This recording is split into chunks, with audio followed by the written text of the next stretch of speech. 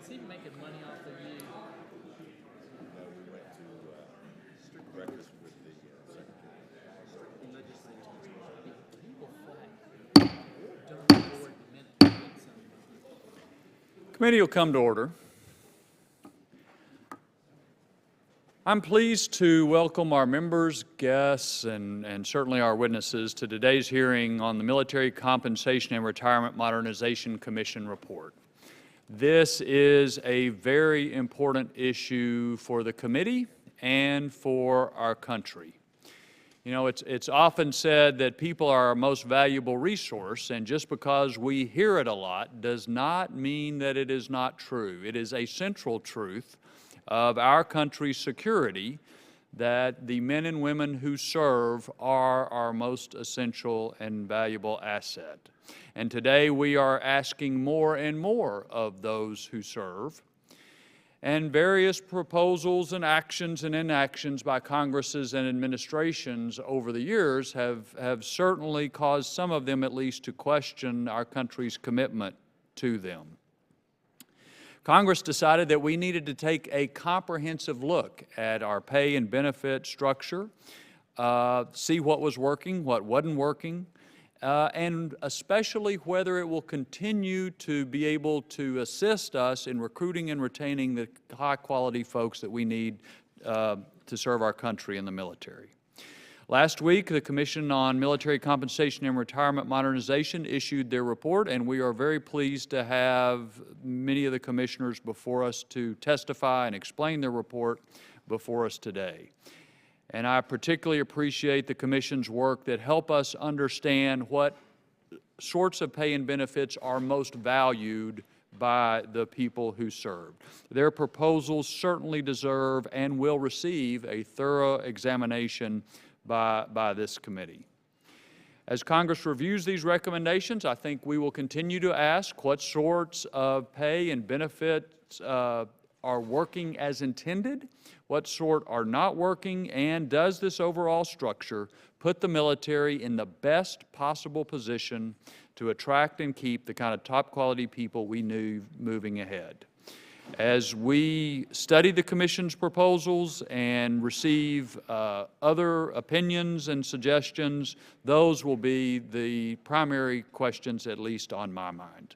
Let me turn to the distinguished ranking member, Mr. Smith. Thank you, Mr. Chairman. I too want to thank our panel for taking on a very, very difficult task and doing an outstanding job. I think the proposals are thoughtful and really, get into the difficulty of the issue, and I think it's got a good place to start for our committee. And really, there's just two, competing principles here. One, as the chairman noted, we need to take care of the men and women who serve in our military and their families. First of all, it's the right thing to do. Second of all, we have an all-volunteer force. We want to make sure that people join and stay, that we're able to attract the people we need and then to keep the people that we need. And obviously, there are a lot of things that factor into that, but the compensation, pay, benefits are a piece of it. And we want to make sure that we continue to be able to have that all-volunteer force. Whatever debate one may have about whether or not we should have a draft or more people should be involved, we all know that's not happening. We're going to have an all-volunteer force, and we need to have a pay and benefit structure that attracts and retains them.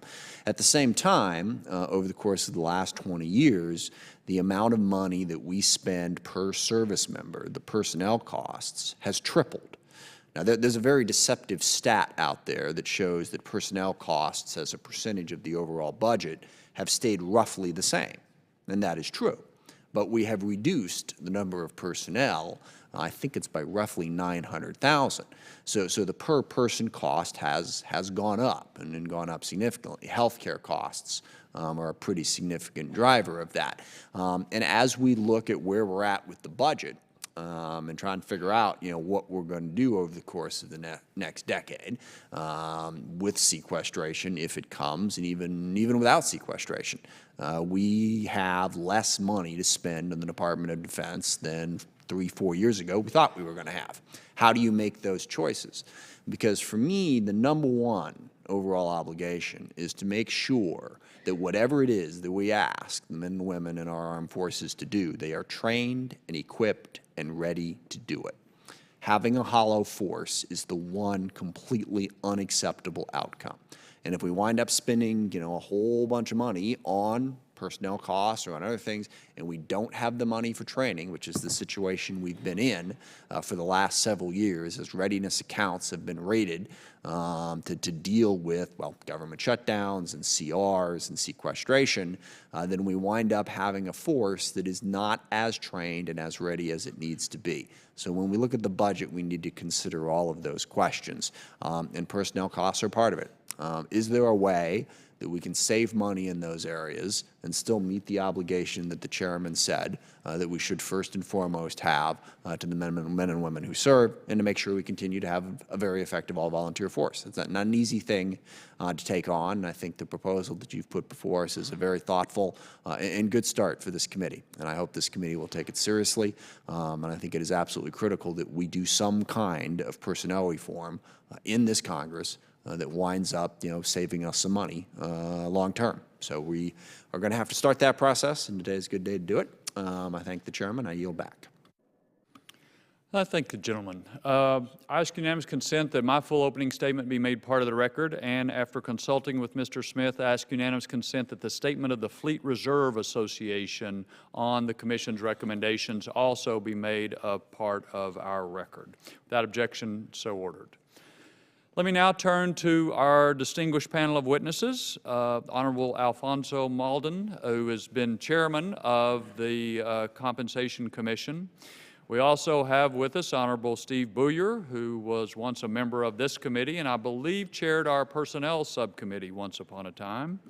Mr. Michael Higgins, who has also been associated with this committee as one of our key staffers dealing with personnel as well. General Peter Corelli, who has not only a distinguished military record, but a distinguished record after he is retired from the military in dealing with some of the most difficult issues, including brain trauma that our military folks have to endure. And Admiral Edmund Giambastiani, also someone I've known for a long time, for whom I have tremendous respect.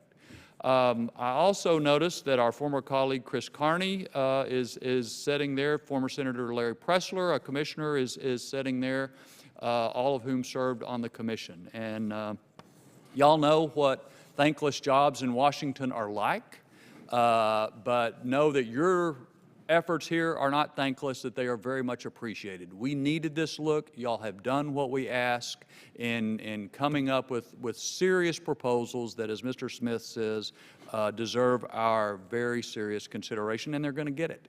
So thank you all for your service. Thank you for being here. Mr. Chairman, the floor is yours. Thank you, Mr. Chairman. Chairman Thornberry, Ranking Member Smith, distinguished members of the committee. My fellow commissioners and I are honored to be here today, and we thank you for this opportunity to testify before the House Armed Services Committee. We also thank you for your support of the Commission during the last 18 months and for your leadership in protecting service members' compensation and benefits. I would like to request that our final report be entered into the record, Mr. Chairman. Without objection. The all-volunteer force is without peer. Their unwavering commitment to excellence in the service of our nation has never been clearer than during the past 13 years of war. As commissioners, we recognize our obligation is to craft a valued compensation system that is both relevant to the contemporary service members and able to operate in a modern and efficient manner. We are unanimous in our belief that the recommendations we offer in our report strengthen the foundation of the all-volunteer force, ensures our national security, and truly honor those who served and the families who support them now and in the future. Our report is, of course, informed by our own lifelong experiences with military service, public policy, and as public servants. However, our recommendations are most informed by the insights of the service members, the veterans, retirees, and their families. The Commission and staff visit 55 military installations worldwide, listening to the views and preferences of hundreds along the way. More than 150,000 current and retired service members provided very thoughtful responses to the Commission survey, and we developed working relationships with more than 30 military and veteran service organizations. Additionally, the Commission received input from more than 20 federal agencies, several Department of Defense working groups, and unanimous research institutions, private firms, and not-for-profit organizations. The results of this process include 18 months of comprehensive independent research, review, and analysis, or 15 unanimous recommendations that will improve choice, access, quality, and value within the compensation system. Our work represents the most comprehensive review of the military compensation and benefits program since the inception of the all-volunteer force. Consistent with our congressional mandate, we reviewed each program to determine if and how modernization might ensure the long-term viability of the all-volunteer force, enable the quality of life for service members and families, and achieve greater fiscal sustainability for compensation and retirement systems. Our recommendations do this and more, improving choice, access, quality, and value within the compensation system. Our retirement recommendations propose a blended plan that extends retirement benefits from 17% to 75% of the force, leveraging the retention power of traditional military retirement to maintain the current force profiles, protect the assets of service members who retire at 20 years of service, and reduces annual federal outlays by $4.7 billion. Our health benefit recommendations improve access, choice, and value of health care for active duty family members, reserve component members, and retirees, while reducing outlays by $3.2 billion. Our recommendation on commissaries maintain patrons' groceries discounts while also reducing the cost of delivering those benefits by more than $500 million annually. While these savings to the taxpayer are significant, the Commission did not engage in a cost-cutting drill. In fact, our recommendations to improve joint readiness, service members' financial literacy, support for exceptional families, and transition assistance require additional funding to ensure program efficacy. In summary, our recommendations represent a holistic package of reforms that modernize the structure of compensation program rather than adjust the level of benefits delivered to the service members. They sustain the all-volunteer force by maintaining or increasing the overall value of compensation and benefits for service members and their families. And they provide additional options for service personnel managers to design and manage a balanced force. This approach creates an effective and efficient compensation and benefits system that, after full implementation, saves taxpayers more than $12 billion annually, while sustaining the overall value of compensation and benefits to those who serve, have served, and the families who support them. Mr. Chairman, my fellow commissioners, and I thank you again for the opportunity to testify before this committee, and we are honored to present our unanimous recommendation, and we now stand ready for your questions. Thank you, Mr. Chairman. Thank you, sir. And again, I appreciate the work of all the commissioners. I'm going to yield my time to the Distinguished Personnel Subcommittee Chairman, the gentleman from Nevada, Mr. Hecht, who's recognized for 5 minutes. Thank you, Mr. Chair, and likewise, I thank all the commissioners for the incredible effort you put forth in developing this product. You know, some of the recommendations may be considered earth-shaking, maybe even seismic shifts. And what we've heard a lot in the past is this idea of making sure that we don't break the faith with either former or current service members. In fact, Michelle Flournoy, who was the former Undersecretary of Defense for Policy before the HASC Roundtable last September, in a review on the QDR had brought up the question, how do you define breaking the faith? Is it benefits, making sure that we keep a paying compensation program, or is it about readiness and making sure that those that are serving are actually man-trained and equipped? Interestingly, just yesterday, Todd Harrison, in an article in Forbes, brought up that same question, stating keeping faith with troops means more than protecting the existing compensation system. It means ensuring our military remains the best trained and equipped force in the world. Breaking faith with the troops is sending them into battle understaffed, undertrained, or with inferior equipment. I would ask the Commission, in looking at the recommendations made, how did you balance, or how do you view the balance between keeping the faith with those that are serving and have served with some of the recommendations that were generated by the report? Thank you, Congressman, for that question. We spent quite a bit of time discussing just that. We know that there are competing interests here, and we've dealt with those, we believe, in a very thoughtful manner. Before we actually get into talking a little bit more specifically, Congressman, about the question that you've raised, I have asked my colleagues here, Commissioner Boyer, to actually respond by reading to you a statement that are here that we had talked about in some of our sessions that we've had. So with that, I'm going to ask Commissioner Boyer to please respond to that. As long as he can do that and get to my question within the 3 remaining minutes. I promise you, Congressman, we'll do that. It should not be lost on the committee that of the 5 commissioners, and actually the commissioners also sitting behind me, all of us have had military service. We're military retirees. We've served this nation in war and in peace.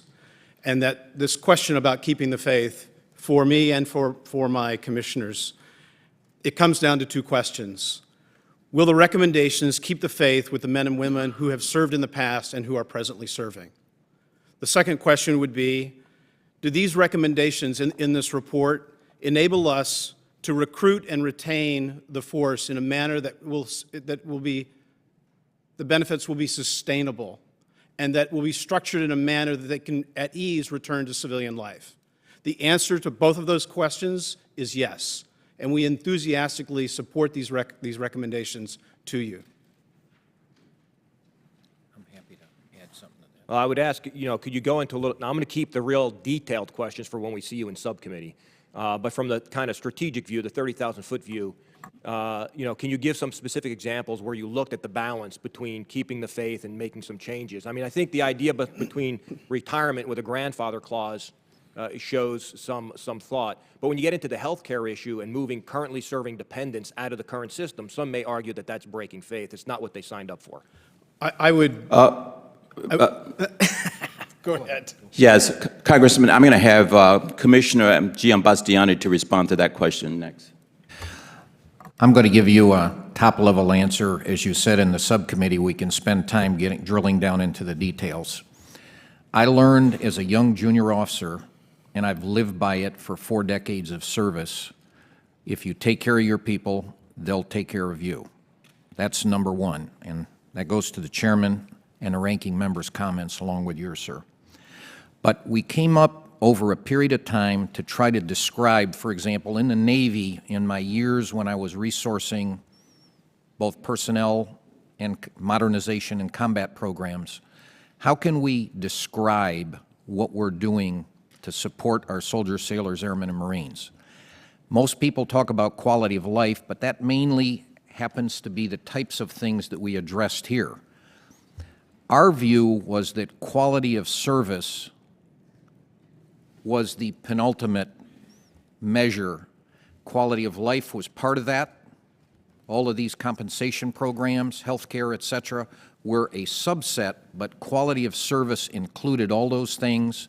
weapons, systems, anything to prevent casualties, anything to lower combat casualties, anything to bring our soldiers, sailors, and airmen, Marines home fell into that quality of service. And we can get into more detail at a different time, but I would just tell you that quality of service is how we as a commission looked at this. Great. Thank you all very much. Again, I appreciate your efforts. Look forward to getting into the details with you in subcommittee, and I yield back, Mr. Chairman. Thank you. Mr. Smith. Thank you, Mr. Chairman. I'll yield my time to Ms. Davis, who's the ranking member on the Personnel Subcommittee.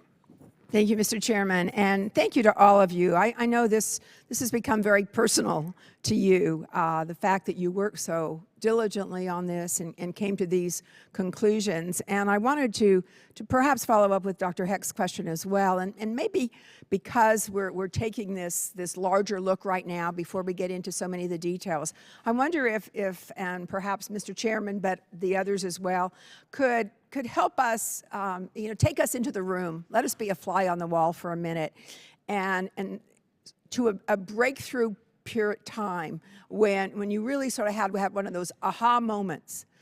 This is the best way that we can come to that balance, that tension that we know exists, and that we will have much testimony to deal with. I wonder if you could sort of let us in on that, and what was key in that? And the other question is, what would you be the most disappointed about if we're not able to kind of come together as a committee and deal with this issue? Congresswoman, thank you very much for your question. Quickly, well, let me just mention to you, everything that we did, people that we met with, first of all, we had town hall meetings across the country. We actually had public hearings. We had citizen sessions. We talked extensively to families, to service members, active and component and active reserve components and retirees, and we listened very carefully to what they had to say. We heard them express to us their concern for choice, wanting to have more choice, wanting more access. We heard them talk about what their preferences were. We received responses from the survey that we sent out where they actually told us, here's what we prefer as a value. And so what we did in our deliberation and spent lots of time, many discussions going through, discussing how we should be aligning compensation benefits to the preferences that the service members told us about. And so everything that we did, we ran it through that thread. We had 80% of the people told us they liked the solutions of what we were doing, where we were going with this, providing more value, providing more access, more choice for them, which is very different from what we've done before. Ma'am, there were 3 aha moments, is what you're asking for me. One was we had pretty extensive debates over BAH. And I know you've had them, and the Pentagon year after year will send over cuts, or they'll send over. We decided we'd jump into that issue, and we would debate it, and we would try to figure out a new way of doing it, and debate it again and again and again. And in the end, the aha moment came out of Mr. Higgins, not surprising to the committee, when he said, I do believe that over the years that this compromise has found it about just right. And that's why we did not make any of the changes on BAH. So I want you to know, Chairwoman, we went into it extensively, drilled down to a level that has never been really done before. With regard to healthcare, an aha moment was, how can you really create a health system that will increase the quality, give choice to the beneficiaries, improve access, improve quality, hit the value proposition? And we could do that when Admiral G. Bastiani and General Corelli gave the recommendation to create this Joint Medical Command. And that was an aha moment. Mm-hmm. Thank you. Anybody else want to? Could I have Commissioner Giambastiani to follow up, and then one more on my left, General Corelli. This may surprise you, but my aha moment came when we transitioned from the draft to the all-volunteer force. General Corelli and I are kind of old geezers here, serving a hell of a lot of years, myself 41 years in uniform. And I came in during the draft era, went to the Naval Academy, but I served with that draft force, fine individuals, men and women. But I have to tell you, this all-volunteer force is absolutely the best I've ever served with in my entire career. And that's the aha moment on how to maintain that all-volunteer force, maintain that professionalism, the training, but continue to bring in quality people. That's been a lifetime of aha moments on how we maintain that. And I would just tell you, I'm impressed. There is no peer out there. And as a NATO Supreme Allied Commander, I used to give talks around Europe to other NATO allies about the all-volunteer force. Many of them, including the Germans, would push back and say, our system is good, and I'd say, fine, you do what you need to do. If you look at Europe today, even though their militaries are small, they've all moved to a professional force just like us because they understand how effective it is. So maintaining that is so important. Thank the gentlelady. Mr. Forbes. The chairman has eloquently thanked and expressed the appreciation of this committee for your work, but I think your work merits the appreciation from all of us. So thank you both for what you've done on this commission, but also what you have done and continue to do outside the commission. General, you mentioned that one of the comments you consistently received from individuals was more choice. And so just two questions for you. One, did the commission give any thought to making the new retirement system optional for everyone, even new people? If the system is as attractive as your research and analysis suggest, it does seem like most servicemen and women would opt in voluntarily. And if it doesn't get us all the way home, does it get us part the way home? One. Second, the Fleet Reserve Association put out a quote that said shifting benefits from 20-year career service members to service members with as little as 2 years of service with portable benefit is laying the groundwork for a catastrophic retention crisis. How do you respond to that, and what's your thoughts on that issue? Congressman, thank you for the question. We spent a lot of time talking about and thinking about retention and recruiting, and what does that mean? What do we have to do to make sure that we can ensure an all-volunteer force? I'm going to have Commissioner Corelli to talk specific to that question. I guess kind of an aha moment for me is when we went to San Antonio and saw new medics and corpsmen who were at the beginning of their basic training to become medics. And, you know, that MOS is not filled with a lot of a lower GT score people. These are all bright young men and women. And we asked the question to them, would you please raise your hand? If you stay in the military for 20 years, will you receive 25, 50, or 75% of your base pay in retirement? And we had 2 people, I think, get it right out of a crowd of about 100. And it was clear to me at that moment that as a young medical corpsman, you're not necessarily joining the service and making the best decisions about your retirement plan. It's going to become important to you later on. And that really drove home to me the importance of what we're doing. If you look at the chart you'll provide us, you will see that an E7 in any one of the services under this current plan, using the best financial estimates that we can make, not high, not low, will make more in the long run than he would have under the current system. So I am totally comfortable that this retirement system that we have crafted is absolutely essential as we move forward and takes the best interests of our servicemen and women into account at all pay grades and ranges of service. And General, nobody could question your commitment to your troops and your service to them.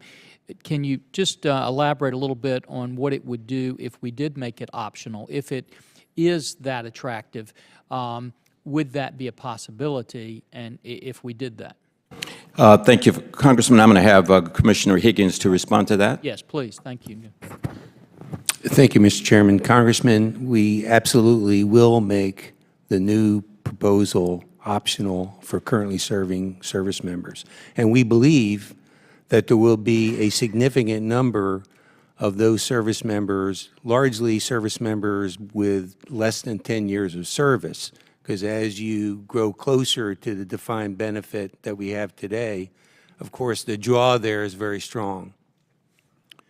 But for those with less than 10 years of service, and particularly those with less than 5 years of service, we believe that the opt-in rate is going to be very high indeed, perhaps in the range of 90%. So everybody would have the option. Yes, sir, that's correct. Everybody would. You know, regarding the FRA comment, we would disagree with the premise of their comment, because I think what they are suggesting is that people that stay for 20 years are going to pay for these new benefits that are not currently provided to service members in the thrift savings plan. And the answer is that we believe, and our analysis strongly supports, that these benefits for the 20-year retiree is going to be every bit as good as they have today or better, and that we're still going to deliver this interim benefit for those that don't choose to stay. Thank you. My time is up, and I yield back to Mr. Chairman. Thank you. Ms. Sanchez. Thank you, Mr. Chairman, and thank you all on the commission for doing what is basically a very difficult job. I have 3 questions. The first has to deal with, I know in your report you mentioned that you weren't necessarily looking at cost savings, you were looking at what it would take to retain, what military compensation and the retirement system would look like to be effective for us. But I think since we're going through this whole issue of taking a look at everything, that cost should be an important piece of this, especially when we're bumping up against this whole issue of maybe a hollow force and making sure we have the monies for not only future systems, but also for training our military. So my questions go to, first of all, TRICARE.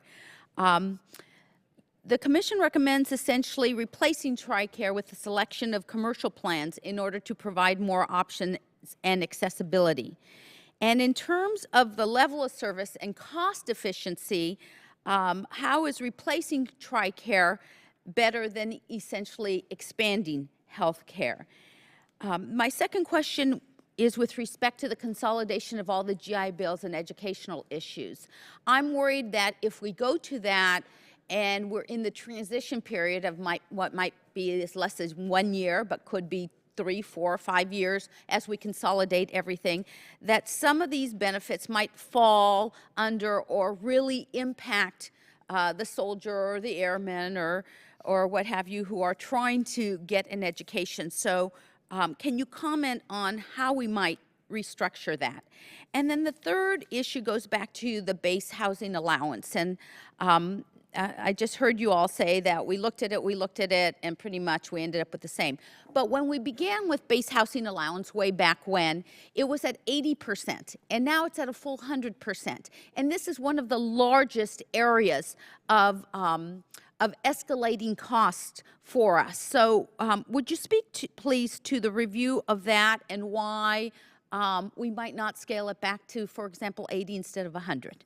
Thank you. Congresswoman, thank you very much for the question. I'm going to do a couple of things here. I will try to break this out and respond to your question with regard to TRICARE, with regard to BAH, and the GI Bill, the educational benefit piece of this. But let me first say that we took a very, very extensive look at the overall benefits here for the service members in terms of what they told us that they wanted, what they needed in order to be able to, for us to be able to ensure an all-volunteer force. So as we looked at each one of these, we also we approached it in a way of wanting to achieve efficiencies wherever there was an opportunity to achieve those efficiencies. And so then cost came later, but we were totally not driven by cost.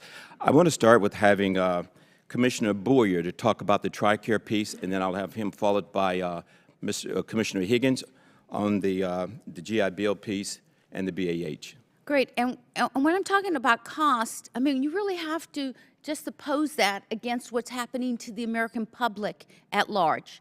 And that means that many of them have lost higher paying jobs. They're making less either for the same job with respect to what it costs to live, or they've gone and found other jobs that don't have benefits, nobody has a pension, et cetera, et cetera. So, you know, we're asking taxpayers to pay for our military when our taxpayers are not in the same position they might have been from a monetary and quality of life perspective of 20 years ago.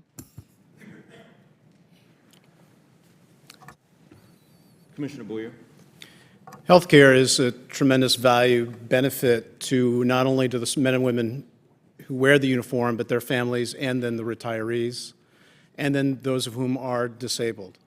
So how do we now improve that benefit? At the same time, when we talk about costs or savings, it's not only to the beneficiary, but also to the taxpayer. And how can we do this? So we looked at TRICARE and said, every year as the budgets come over, why are you dealing with these issues on TRICARE? Because when TRICARE was first installed, where it was then compared to where it is today, it has diminished in its value. Diminished because it is now a very limited provider network. It's limited, why? Because of the pressures that have been also placed upon the TRICARE contractors to go out there and get providers into the system, and you pay below Medicare rates. So I'll give you as an example. Pick a specialty, orthopedics, Fort Bragg. Those of whom that are in the TRICARE, have signed up for TRICARE, that do orthopedics at Fort Bragg, there are 12. If you look at the government employees health plan, there are 43 in that one. If you look at Blue Cross Blue Shield at Fort Bragg, there's 163 that are in the orthopedics that are in. Why only 12 of them if there are 163 in Blue Cross Blue Shield? It's because they don't want to sign up for TRICARE because the reimbursement rates are so very, very low. Now I'll ask you, of those 12, do you think they're at the top of that 163 that are in Blue Cross Blue Shield? I think you know the answer to the question. So with regard to the quality, I apologize for interrupting, but with the largest committee in Congress, we have to have some time. I'm sorry, I didn't. Thank you, Mr. Chair. I'll take those answers to those questions in Well, I writing, hope other please. folks will ask about the other issues too, because I think they're important, and I'd like to hear. We can answer it for the record, Mr. So, Chairman. and I appreciate that. Thank you, Mr. Chairman. Chairman Miller. I can't believe you gavelled down Chairman Boyer. Note that for the record, please. Again, thank you very much for the hard work that you've all done. I have one question, but I want to yield back to my colleague, Mr. Forbes, who wants to ask a clarification for the record. And Mr. Chairman, you, obviously you guys are the experts. I just want to make sure we have the record right. I think several of us misread the report, but I want to make sure that this new retirement system, as I understood the testimony, was that it would be optional for everyone, even new people. Did we misread that, or because I know some writers have misread it too, and we just want to make sure everybody is on the same sheet of music? Of course, Congressman. Commissioner Higgins, could you please respond specifically to that question? Thank you, Mr. Chairman. We only envision the opt-in provision in terms of those that we're currently serving when the law is adopted. New entries would be brought into the service under our proposal.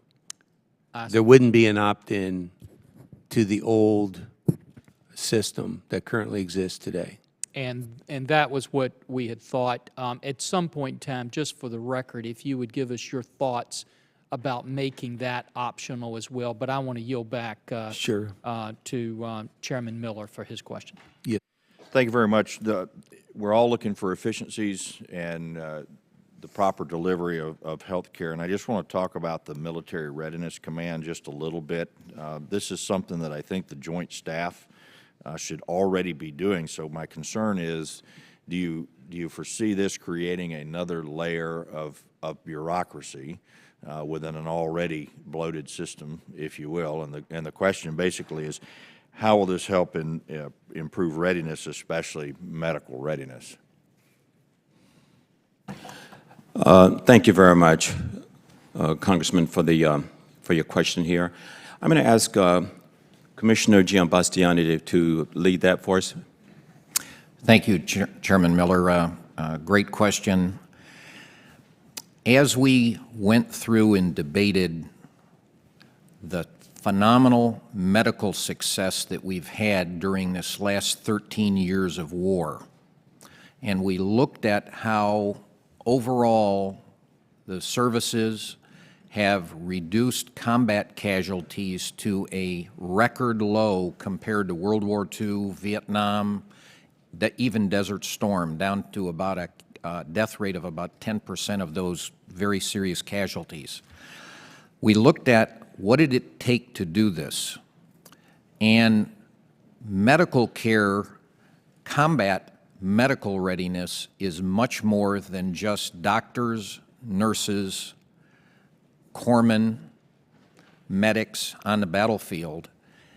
It happens to be the transportation systems, medevac helicopters, aircraft, the logistics and systems that allow them to do that, and all of those supporting structures out there that are beyond any medical command. Now, there's probably been 14 commissions over the years, 30, 40 years, that have recommended establishing a joint medical command. We looked at that, and this is the most contentious topic that we debated and discussed within our commission. And unanimously, we came out to the conclusion that the best way to deal with this is to embed a joint medical unit, if you will, a command unit within a joint readiness command, and also create on the joint staff a significant structure called a J-10 that was just solely medical as opposed to having it buried underneath transportation and the rest. It's probably more than we can discuss in this forum during this timeline, and I'd be happy to do that offline with you, as I know General Corelli would.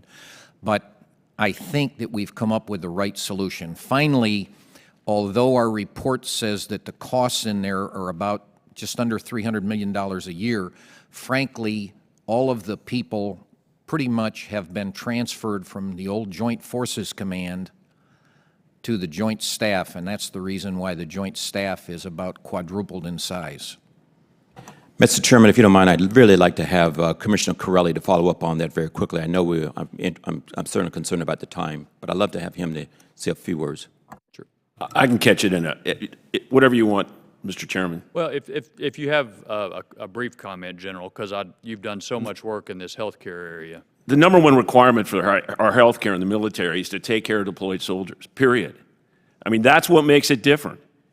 And we have to ensure that as we reorganize and look to make our MTFs be able to be better training grounds as the force gets smaller for our physicians and entire medical team, it's absolutely essential that somebody be able to go into the tank along with the chairman of the Joint Chiefs of Staff and make the argument for the tough decisions that are going to have to be made in order to maintain that capability. And I can go into that in great detail. Okay, that's helpful. Thank you.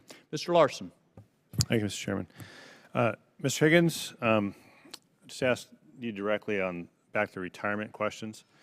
Can you clarify for me again, I think what Mr. Forbes is trying to get at, if the new law passes, this proposal passes, I'm a new service member, I am immediately enrolled into the TSP as the commission envisions it? That is correct. And then what is my vesting period under the commission's plan? It'd be 2 complete years of service on your first day of your 3rd year. Sure. You're vested. And then what percentage of my salary, what's the maximum percentage of my salary that I would be able to put into this TSP plan envisioned by the commission? 5% would be the maximum matching at that time. Your automatic enrollment would be at the 3% of salary point. But automatically enroll in 3% of salary? Base pay, to be specific. In a base pay. And then my employer, the Department of Defense, would put in what? After 2 years, After 2?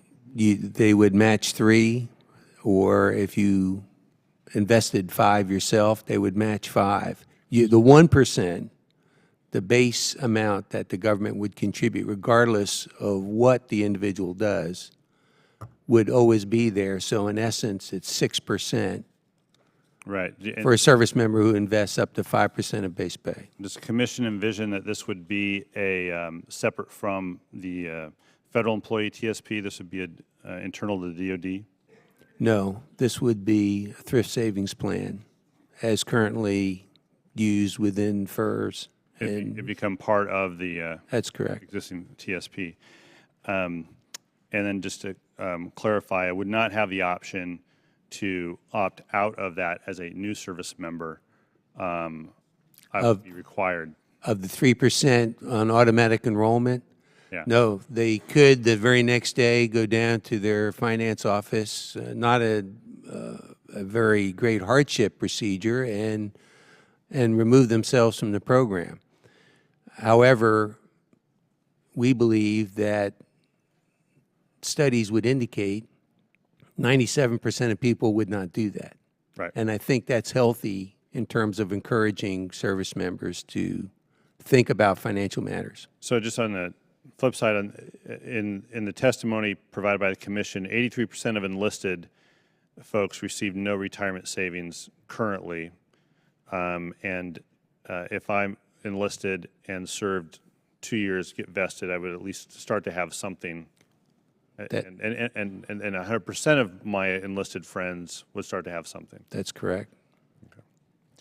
There's probably other questions to ask on that that others may have. I want to move to healthcare quickly. It seems that what you're proposing is more along the lines where the rest of the world, not in the rest of the world, maybe the rest of the country, is going. But the DOD, to me, seems headed the other direction. That they want to consolidate, they'd rather consolidate, keep healthcare consolidated. And the commission is essentially recommending healthcare should be distributed. Healthcare provision should be distributed. That is commercial choice, see doctors of your choice within the parameters of what any individual plan. Have you received input at all from the department on that particular recommendation? Congressman, the thing that we focused on here after hearing from people across the country, again, and also to just the overwhelming support that we got from people with regard to their responses to the commissioner's survey, people kept saying to us that they wanted more choice. They wanted access to health care. They wanted increased value in terms of them being able to make the decision what was best for them. And let me just ask Commissioner Boyer if he talks just briefly specifically to that question also.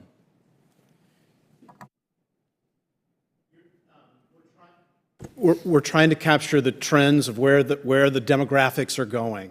Right. So not only are we doing that being responsive with regard to the TSP, we're also doing that with healthcare. And at our opening meeting, it was Commissioner Higgins that said, let's get to the question of paternalism. How paternalistic do we want to be? How paternalistic has the military always been? And where is America? And where is America going? Because that's what you've asked us to do. Can we modernize and prepare for into the future? And that's what we're doing with healthcare too. So part of that empowerment is also an education piece, not only financial literacy, but also the literacy on how to make good choices for your family with healthcare. Thank you, Mr. Chairman. Thank you. Mr. Turner?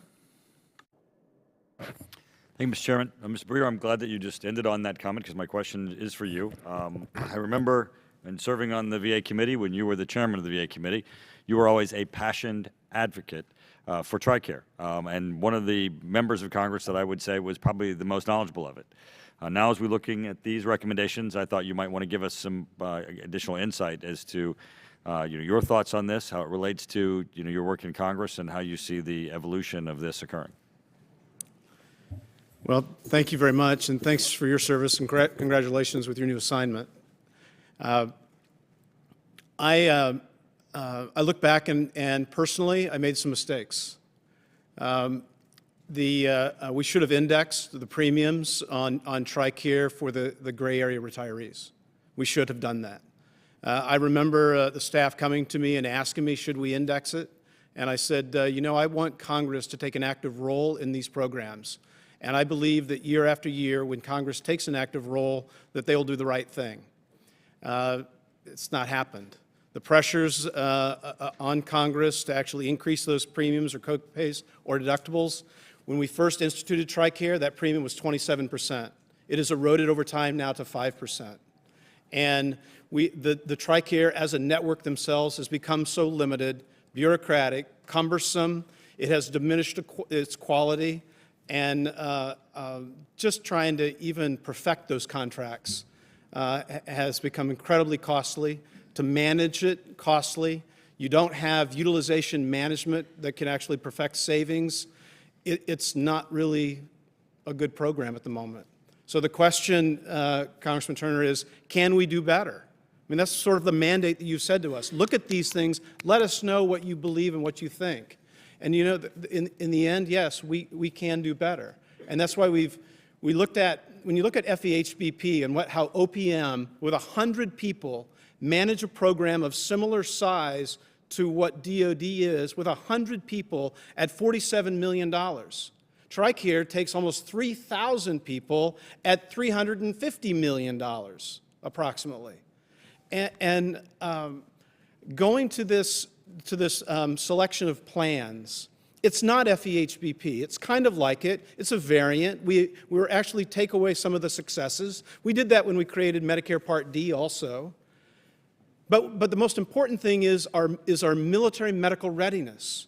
How do we maintain the sharp edge of that readiness that has been perfected in 13 years of war, and maintain that and sustain it? And we said, you know, if we take the MTFs and we roll them as part of the network of the plans, utilizing this joint, this medical readiness command to oversee, we can actually attract good procedures into the MTFs. Because when you look at the MTFs today, some of the procedures that they're doing, it will surprise America. When you look at some of our charts and figures, you'll see that a lot of it has to do with delivery of babies, which is great. It's great for the perfecting of the cohesion of the medical team, but that's not what's happening on the battlefield. So attracting procedures into the MTF can be done as part of the network when we give them the ability to have different cost shares and provide those incentives. Am I being responsive to you, Mr. Turner? Yes, absolutely. Well, thank you for your insight, and also for each of you, thank you for your service, and certainly this is going to be a very spirited discussion, but you certainly have started off well, and Mr. Brewer, thank you for your context. Thank you. Thanks. Mr. Veazey. Mr. O'Rourke. Thank you, Mr. Chairman. To the Chairman of the Commission, can you talk a little bit about the recommendation to improve collaboration between the Department of Defense and the VA? And I'm specifically interested in the recommendation that there's a unified health record, and I think your recommendation is to use the VA's healthcare record through their VISTA system, but if that's not the case, correct me. And tell me whether that's going to require an act of Congress or whether DOD and VA could administratively implement that recommendation, because along with other members here, I serve on the VA committee, and that has been a significant frustration for us, the disconnect between DOD and VA on this. Congressman, thank you for the question. We spent an inordinate amount of time amongst ourselves discussing the benefit of having better collaboration between DOD and VA. We've actually spent time talking to the Secretary of VA. We've spent time talking to people within the Department of Defense regarding the position that they've taken on moving forward with their health care, electronic health care record, the way they want to approach it. We know that there are a lot of money that is spent between DOD and VA on how they do business. We believe that we can take better advantage of the taxpayers' resources if, in fact, we had better standardization, shared services, we had better ways of actually of conducting business between the two. I'm going to ask, because we spent so much time on this, and I know that Commissioner Boyer spent a lot of time when he was here, and since that time, he's been one of our lead in following through on these things in our discussions. So I'm going to ask him if he would please respond briefly to that as well. Thank you. Well, thank you for your service on the Veterans Affairs Committee, along with the Sergeant Major and Chairman Miller for your years and your eyes on Recommendation 8 on the collaboration. We looked into this on the JEC, so the Joint Executive Committee. We didn't put it in our recommendation, but after having met with Secretary McDonald, I do believe they're correct. Try to achieve parity there at the committee. Right now, you have the Deputy Secretary of the VA meets with the Undersecretary for Personnel. It really should be the Deputy Secretary of DOD meeting with the Deputy Secretary of the VA. So I would ask that establish a parity and put it in statute. And the other is with the Joint Executive Committee, it's what we talked about on the committee about heterodox. When someone you've given them a position, they have the authority, but they have no power to perfect or implement. And that's exactly what the Joint Executive Committee is. So we try to get these two departments, the VA and DOD, to collaborate, but they can come up with great policy, they can come up with great recommendations, but they have no power to implement. So what we're asking, Chairman Miller, is, we're asking, I'm talking to him because he can get this done, and you are also on the committee, pass it and make it law that they can actually implement. So in the areas on mental health, that you can actually blend those mental health drugs, we're not going to dictate to you, nor should you dictate to them what antipsychotics, antidepressants, pain medications, let the experts, let science lead, but then make sure that can happen. With regard to capital projects, never again should there be that situation down in El Paso where the Army builds an Army hospital and VA builds a hospital and they won't put it on the same timeline. Yeah, I'm sorry. Let me So making sure interrupting. that committee has the power is important. I represent the community of El Paso, and I wish they were building a VA hospital there, but it is alarming that we're spending $1.1 billion for an Army Medical Center, state-of-the-art, with no provision made for the 80,000 veterans who live in that community who are going to be stranded at an existing clinic that today is co-located with the Army Hospital, the new one's being built 9 miles away. So the benefits of these recommendations are obvious. Is there a specific number in terms of the savings of using a single medical record, of collaborating when it comes to purchasing for medication and pharmaceuticals? Is there a dollar amount associated with this recommendation? The answer to the question is we don't know exactly what that dollar amount is, Congressman. We didn't go that far. That's not the kind of thing that we really looked into that deeply. We had discussions about it. We know that there would be some savings there if the processes were more streamlined, but we don't know what the extent of that. We'd be happy to look into that for the record. Yeah, it makes a lot of sense. Thank you for the recommendation. Thank you, Mr. Chair. Thank you. Mr. Lamborn. Thank you, Mr. Chairman, and I want to thank all of you for your service to the country, including your work on this commission. And Chairman Booyer, I enjoyed working with you on the VA committee when you were ranking member there. So I want to, and I'm so glad that you are working on, among other things, collaboration between the Department of Defense and the VA. In my district in Colorado Springs, there are about 100,000 veterans and about 40,000 active duty personnel, plus many, many thousands of dependents. So this issue of a better transition from DOD to VA is very important, and I'm so glad to hear of the work you've done on this. And of course, we've referenced recommendation number 8, and there's also number 12, better prepare service members for transition to civilian life. What would you say there, and I'll start with you, Chairman Booyer, would be your recommendations specifically on how to better prepare service members for a transition to civilian life? Well, I think Congress did a wonderful thing with the new GI Bill. We really did. That is a tremendous valuable product that helps prepare them. The recommendations we enthusiastically support.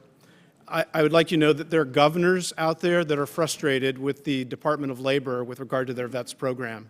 So the DVOPs and leavers, if you were governor of Colorado and your Department of Veterans Affairs, your state Department of Veterans Affairs, those DVOPs and leavers is a state grant that goes to the State Department of Labor, and the governors were telling us that it's very challenging for their Department of Veterans Affairs to actually get them to work collaboratively together. And so we want to make sure that these grants that get to the states, if you've got your director of State Veterans Affairs who's responsible for that seamless transition, that he can actually perfect and get his job done. You know, this idea of, well, this is my job and this is all I'm going to do. I don't do any other duties as assigned. That's got to end. And that's part of the genesis. Pete, do you have Ed? I would just say that General Corelli and I, having experience with numerous organizations trying to work the unemployment problem with veterans, is a serious issue because of the disconnect between what we would call and what we think should be one-stop centers, where you've got Department of Labor, DOD, VA, where they're working together in one-stop centers is probably the single most important thing to force in this area. Well, thank you so much. And back to health care. And one idea I had that I put into the NDAA last year was a pilot project to be investigated on a joint DOD-VA healthcare facility in Colorado Springs, because there's such a need there with active duty and veterans, and we're behind the curve in supplying that health care that's much needed. What kind of collaboration has worked and that you would like to see working better together in the future? Warren, you've with your experience, which you've seen, and I think members of the committee have, a lot of these collaborations are personality driven in particular localities, and those crucibles produce great ideas. Those great ideas don't necessarily disseminate across the health system. When you have a joint executive committee that has the power to implement, you take that crucible of an idea that was born out of Colorado Springs, and you send that to the JEC can actually then move it centralized, and we get greater perfection and clarity across the system. Mr. Chairman? Yes, Congressman, let me just say very quickly, the recommendations that we've provided here, we're proposing, the ones on TSP itself, that helps prepare service members as they transition from the military to civilian life. The ones that we've made with regard to health care, the insurance plan itself, that's more closely associated with the kind of things they would experience as they go into civilian life from the military. So those are some of the things that we've done. And I'd like to ask Commissioner Corelli to just speak briefly on that as well. Well, I would like to tell you one thing you could do, and that's rationalize the drug formularies between DOD and VA. I mean, it's absolutely unbelievable to me that we have soldiers, and I was vice for 4 years and did not know this, that we have soldiers that we put on antidepressants, antipsychotics, and pain medications. We give them 90 days supply. They show up at their VA on day 89. They ask to get their medications refilled, and the doctor looks at them and says, I can't refill that medication. Now, that's wrong. And quite frankly, I think that's breaking faith with those who have served and those that are in need of those medications that have worked. And that would be a huge, huge thing that this committee could help us do. Well, I will work with all my committee members on this and the VA committee as well. Thank you for your good ideas and your work. I yield back. As a matter of fact, there is a member of Congress who's a practicing psychologist who has made this exact point to me. He tries to help people, and they can't keep them on the same medicine when they do this transition, and the enormous problems that come from that is unbelievable. Excuse me, Mr. Aguilar. No? Mr. Takai? Thank you, Mr. Chairman, and thank you, distinguished panel of commissioners. I appreciate your work. You know, it's been said before, but the services have been able to meet and exceed their recruitment and retention goals over the last 13 years while in war. With our current compensation system in place, I'm assuming we're here today because there's now a need, or it's the right time to take a look at this and to change it, despite the fact that we've been successful in maintaining a significant, viable, all-voluntary force. So my question to you is, what are the impacts of your recommendations, changes to the future of this all-volunteer force in terms of recruitment and retention, and how were these impacts assessed? Thank you, Congressman, for your question. Congressman, we believe that, and we believe this unanimously, that the recommendations that we've made are going to have a very positive effect on recruiting and retention. We've taken a look at what service members have told us that they want, what the senior enlisted advisors, as we've talked to people across the country, they've been completely making us aware of the fact that things that they want, that they prefer, are very different than what they were before. Because one, there's a total different generation here. The contemporary workforce is changing, the environment is changing. The very people that we would be interested in recruiting and retaining in the military are the same kind of people that industry are looking at. And so we wanted to make sure that we can provide benefits and meet the preferences that they've told us that they were concerned about, so that we can compete against the industry for the same people. Commissioner Commissioner Giambastiani, would you like to add to that? Yeah, if I could just, thank you, Mr. Chairman. If I could just add that if I go back and look at our transition from the draft era to the all-volunteer force, many thought that that would not work.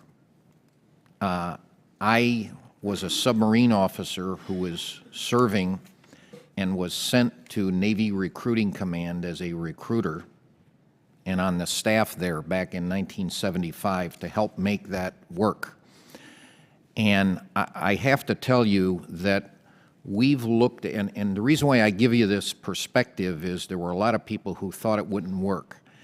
What we have looked at here is 350 personnel programs that we provided you in this interim report before, and yet we've only made 15 general recommendations, which I think are important. We looked at 350 separate programs across healthcare, quality of life, everything else, and we've made 15 recommendations. And behind those 15 recommendations are substantive surveys, as we've already mentioned, studies, and analysis. And all of that is referenced in footnotes and the rest in here. We've talked to a significant amount of people. We've talked to the personnel people, the personnel chiefs in the services. We've tried to use the extensive experience of us 9 commissioners. And I think we have looked at how this impacts and how we assessed that we would have a positive impact. And we try to say the positive impacts that we would bring by the value of these programs in here. So that's a general answer, but I would just give you some historical perspective. Thank you. And I do appreciate the long, hard look that the Commission has done in regards to Guard and Reserve members, drill status Guard and Reserve members, and determining that the traditional methodology still works. So I appreciate that. My last question is in regards to TRICARE. As a former member of TRICARE, I do understand the challenges that we have facing us in terms of the number of providers accessible for TRICARE.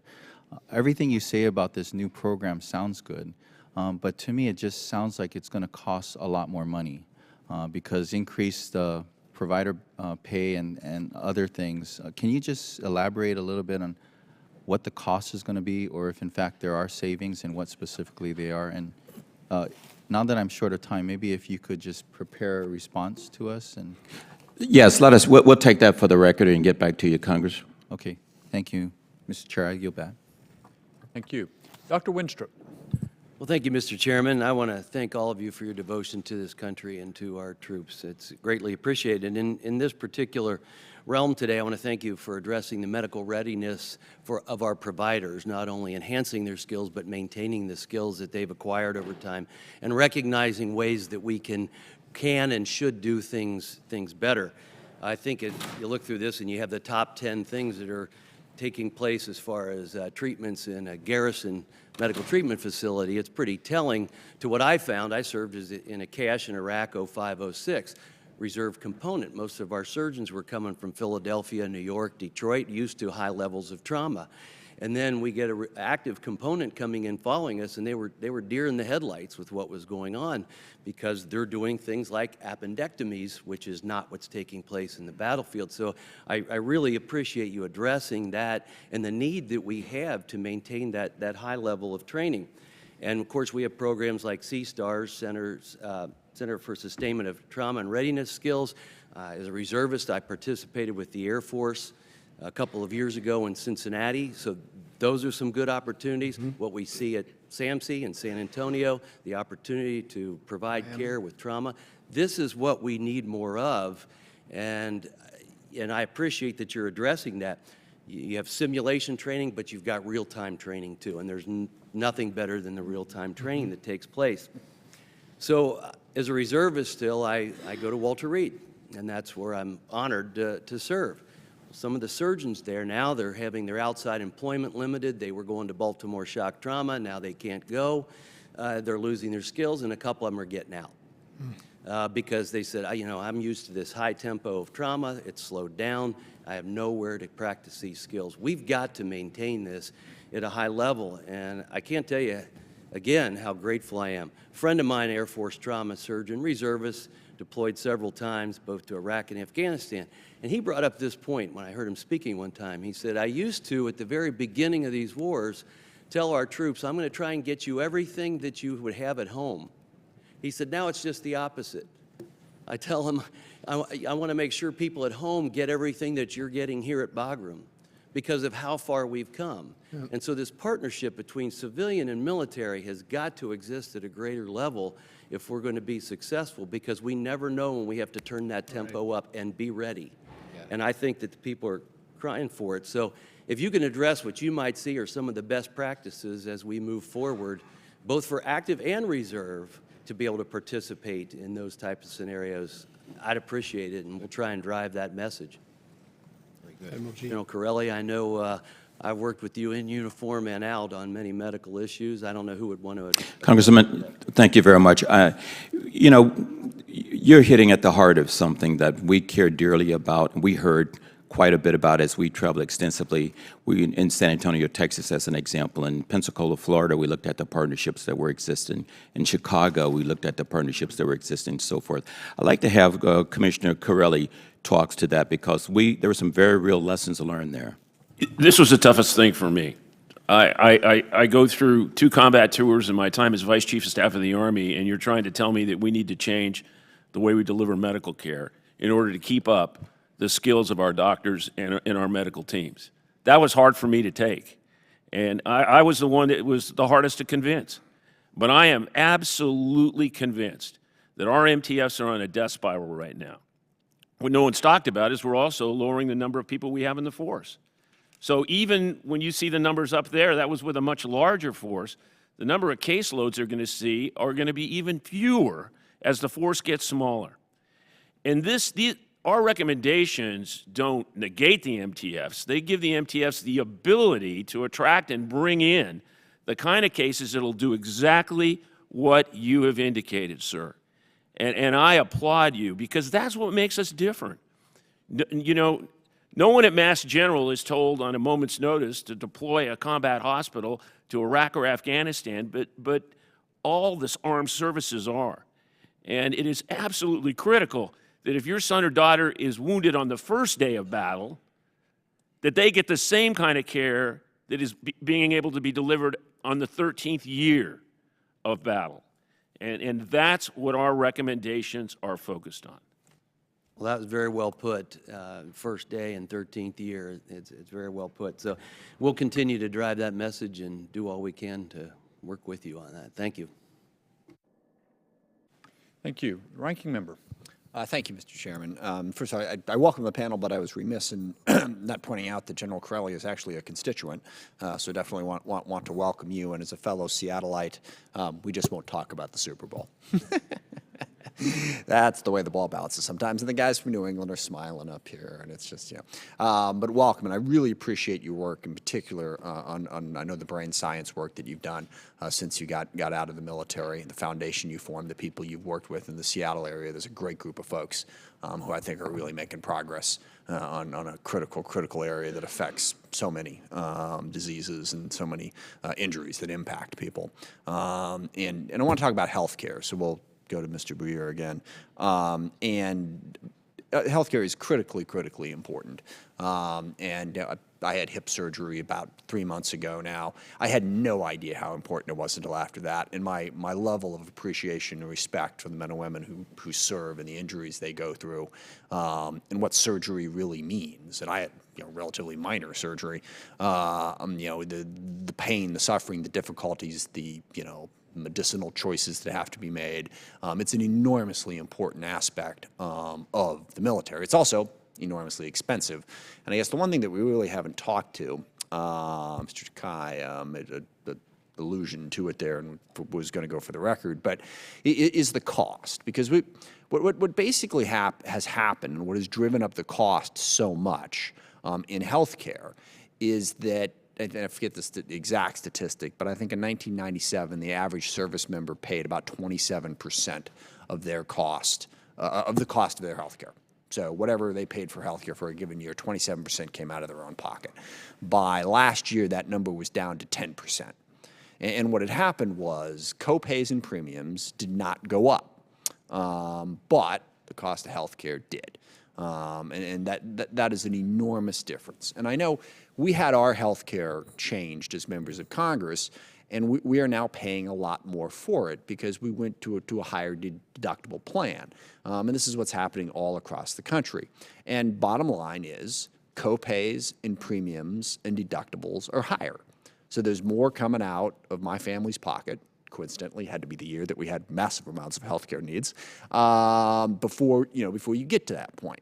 And I guess the question that isn't answered here, and I guarantee you what we're going to get asked, and the pressure that's going to be put on us by both retired and active duty, is what's coming out of my pocket. And I frankly, and I think some of the changes you're talking about are great. The way you reform it gives more choice, does a bunch of different things that I think will improve the quality of healthcare. But at the end of the day, this really doesn't work if there isn't a little bit more coming out of the pocket of the average active duty and retiree. And just one example, we went through this with the TRICARE for Life folks. When we raised the premium, I think I forget if it was from $450 a year to $550 a year. And, there was a huge revolt over that. $100 a year, most of us pay $500-600 a month. But the bottom line is, as you restructure this and as we find savings within the healthcare system, is there going to be more coming out of the pocket of either retirees on TRICARE or on this new system, or active duty folks in terms of co-pays and premiums and higher deductibles?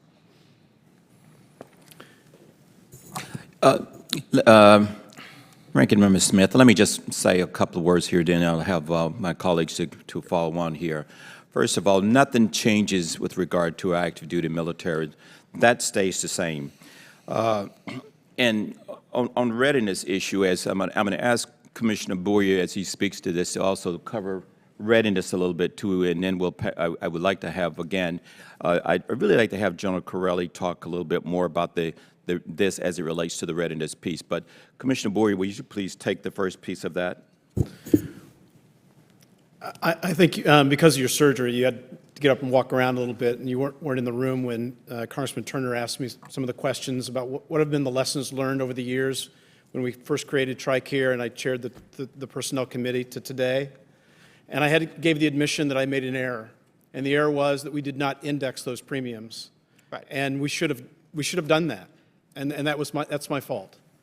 Because Congress is No, I heard that, but that doesn't answer. Well, but it goes to the heart of it. The present TRICARE system does not have utilization management ability. And that utilization management, the private sector does that with copays and deductibles.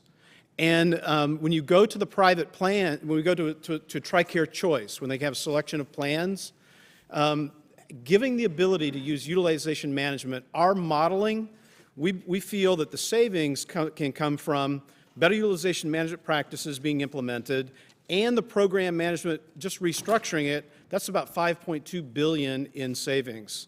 The cost share increases. Just so I can be clear on that, by utilization management, you're saying that the service members will use health care less. That's correct. They will choose to use it less. That's correct, because now when you do the comparison between the utilization in the military versus an HMO, a PPO versus the HMO, you know, it's for inpatient versus outpatient. It's almost a 73% increase, and for outpatient, they utilize it 55% more than civilian. How do you deal with the troubling aspect of whether or not that's a good thing? Because sometimes, you're absolutely right. I mean, you look at our healthcare system, we have more MRI, we do more tests and because we have a fee-for-service system, you're paid to do stuff, not necessarily to make healthcare better. But on the other hand, you can argue that, you know, if someone chooses not to get an MRI or chooses not to get an X-ray because of the cost, and they miss a problem that they could have solved earlier. And believe me, I went through the healthcare debate more than I ever really wanted to. But I never really saw the stat that sort of showed how you balance that. How do you know when overutilization is a simple cost as opposed to a smart preventative step? Well, yes, I'm looking at you as the oracle to answer that impossible question. I would argue. Go ahead. I would argue you go to an emergency room at any one of our MTFs any night, and you'll see the overutilization of healthcare. You will find an emergency room that is absolutely crammed full of people who could not get an appointment when they wanted to have an appointment, so they go and camp out in an emergency room. And I'm not kidding you, for 8, 9, and 10 hours, absolutely filled.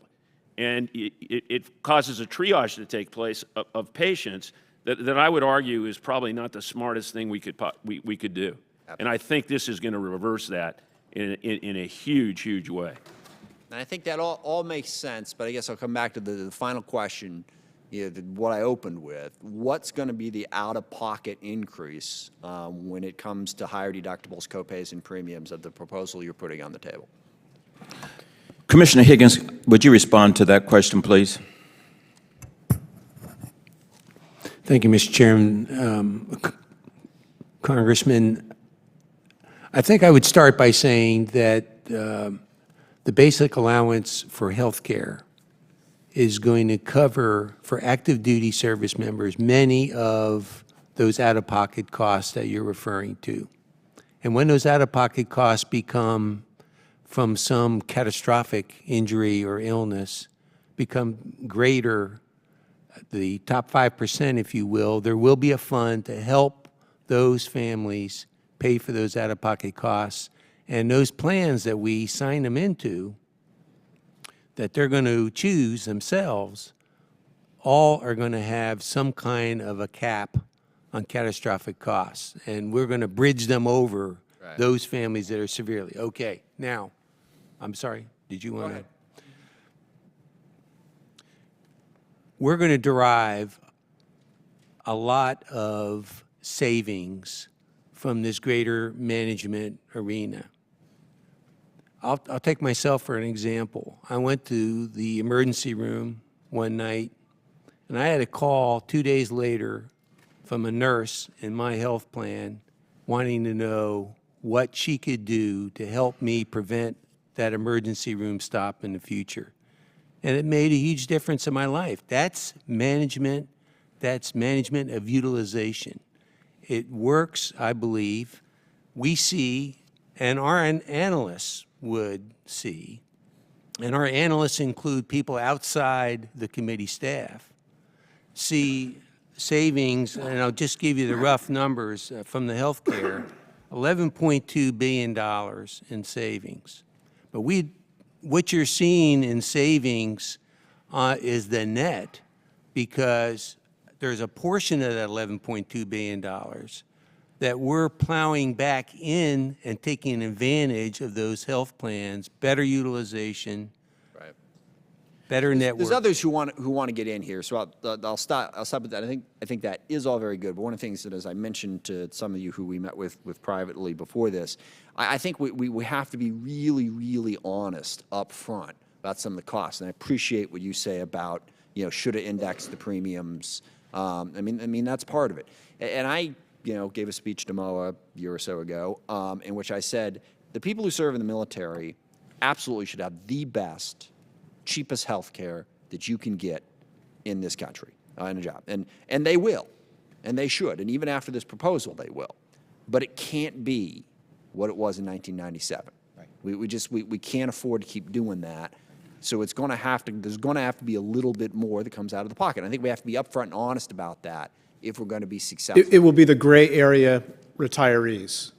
Right. We'll see the higher deductibles, and the premiums will walk up 1% per year to the 20%, which doesn't even get them to where we started at the 27% premium back in the 1993-94 timeframe. Thank you, Mr. Chairman. You've been very generous with time. Thank you. I appreciate those insights. Mr. MacArthur. Thank you, Mr. Chairman.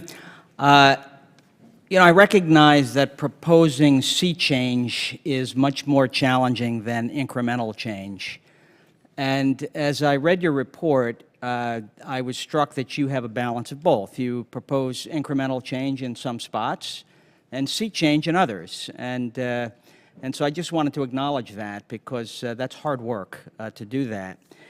It also struck me as I read your recommendations that your work is really about a key human process. The men and women that volunteer for our armed services have choices. And I wondered to what degree, and I wanted to ask you to talk about how you looked at the other environment that they have choices in, and that's the private sector. Because when men and women are thinking about their life, just like you and I thinking about our life, we look at all of our options. And that includes pay and retirement and health care and quality of life and training and all of the different elements of thinking through a life.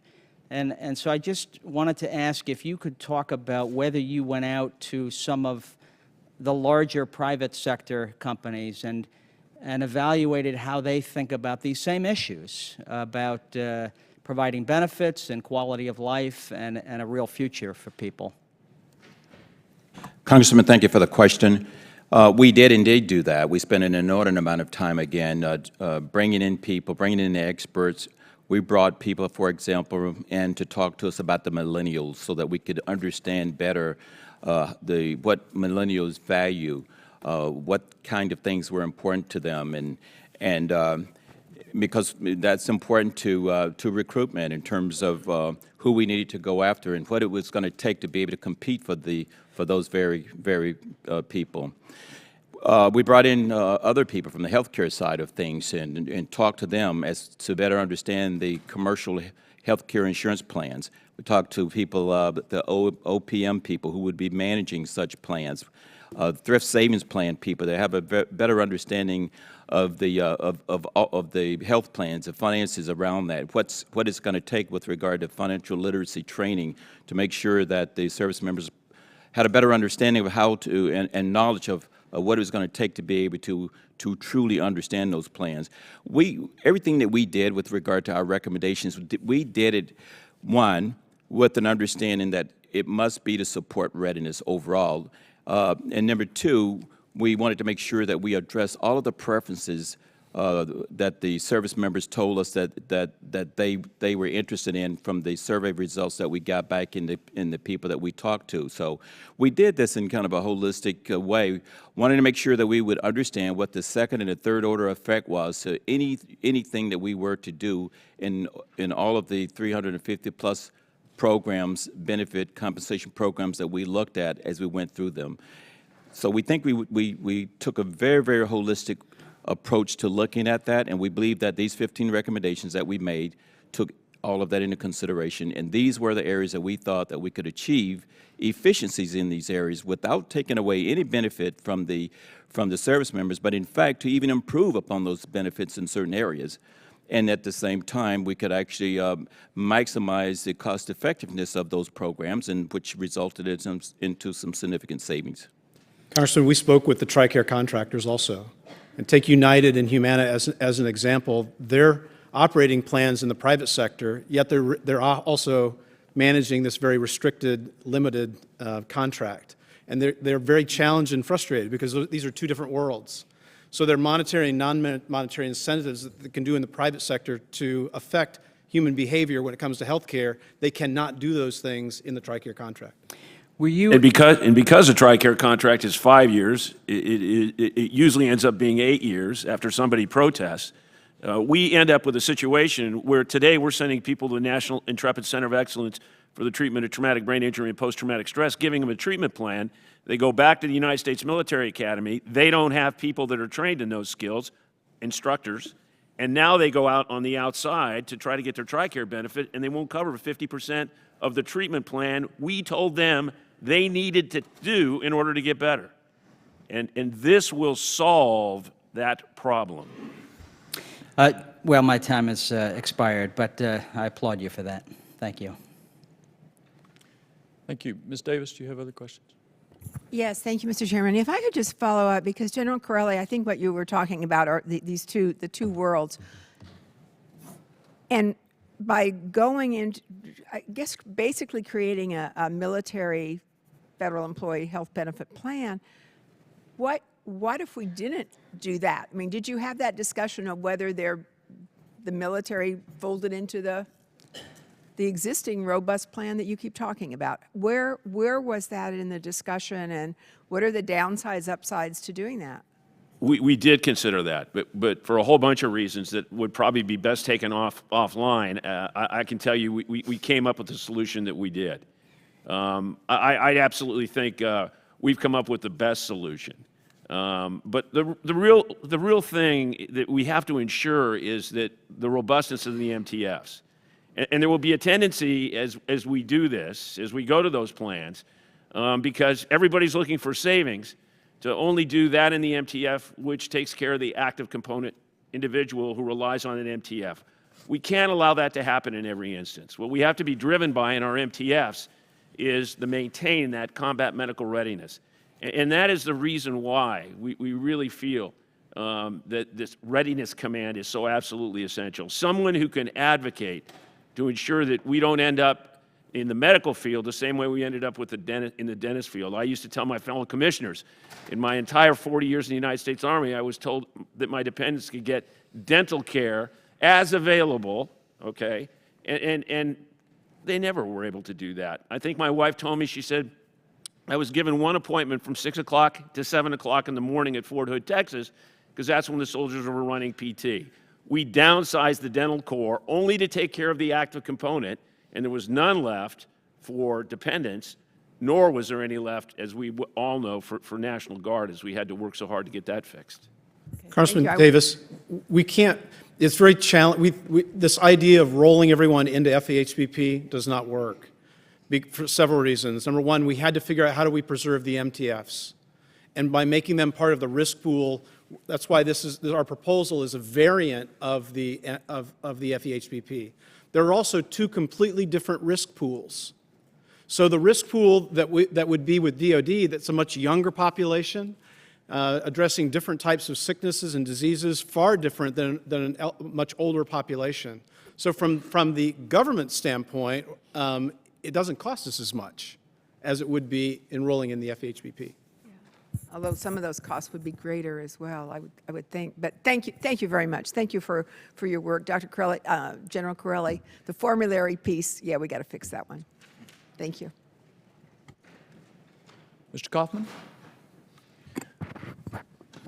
Thank you, Mr. Chairman. I want to thank you all for your work in this area, and I want to address one part of it specifically, and that is the reform or the modernization of our military retirement system. And I want to commend you at least on the direction. I mean, I think it's inequitable that we have a young person that comes to the military and doesn't complete the 20 years and essentially walks with nothing. I just don't think that's appropriate, and I think that there ought to be something there, and in your plan, you do recognize that. I think that, and I would also urge you to look, my late father retired from the Army, active duty. I retired, combination of 21 years between the Army Reserve, the Marine Corps Reserve, and some of the same problems existed. If I, in Colorado, went skiing in my, approaching my 20th year and was injured, and then reported in for weekend drill, and I was unable to perform the physical requirements in the Marine Corps Reserve, then I was ordered to go to a medical review board, and then if I was deemed unqualified at the 19th year mark in something that wasn't service related, I got 0. And so I think that the reserve component needs to be looked at as well. Some of the same considerations exist there that exist on the active duty side. But I just think, you know, we have a system that desperately needs to be updated.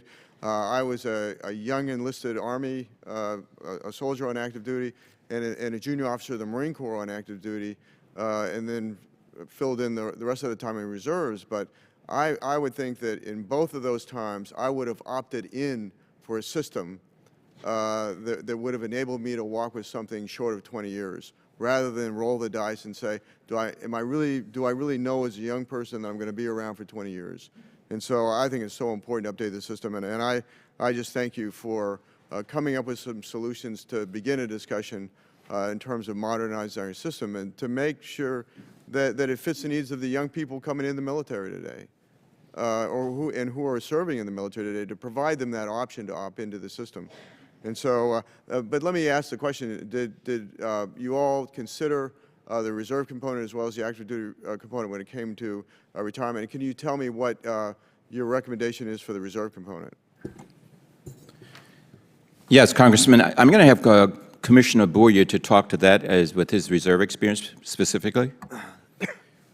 A lot of the benefits as we reviewed this when it comes to the reserve components was responsive to the, quote, strategic reserve, end quote. Right. And, you know, when you want to bring in the chiefs, you want to talk with them and say, so this reserve component we have today, is it an operational reserve or is it the strategic reserve? Because when I look back at that last 13 years of war, that was an operational reserve. Well, they don't want to call it the operational reserve because they don't want to fund it as an operational reserve. So when it comes to the benefits, though, we felt it extremely important to be responsive. And so we are recommending on the health piece, and I'll let someone else address the retirement piece, but on the health piece, yes, we want the reservists to have access to health care and the reserve components. And now what we're recommending, though, that they pay a 25% premium share into that plan. What that's going to do is perfect the continuity of care, because as we know, with all these different types of duty statuses and being called to active duty and not active duty and the impact upon family and out-of-pocket costs, we want to perfect that continuity of care, and we can do that by availing this opportunity to participate in the plan's TRICARE choice to the reserve components. And Congressman, if I might, please, I'm going to ask Commissioner Higgins to talk to the other piece of that. Thank you, Mr. Chairman. Congressman, yes, we integrated the reserve components into our proposal. And in fact, technically, it will operate in the same way for a reservist.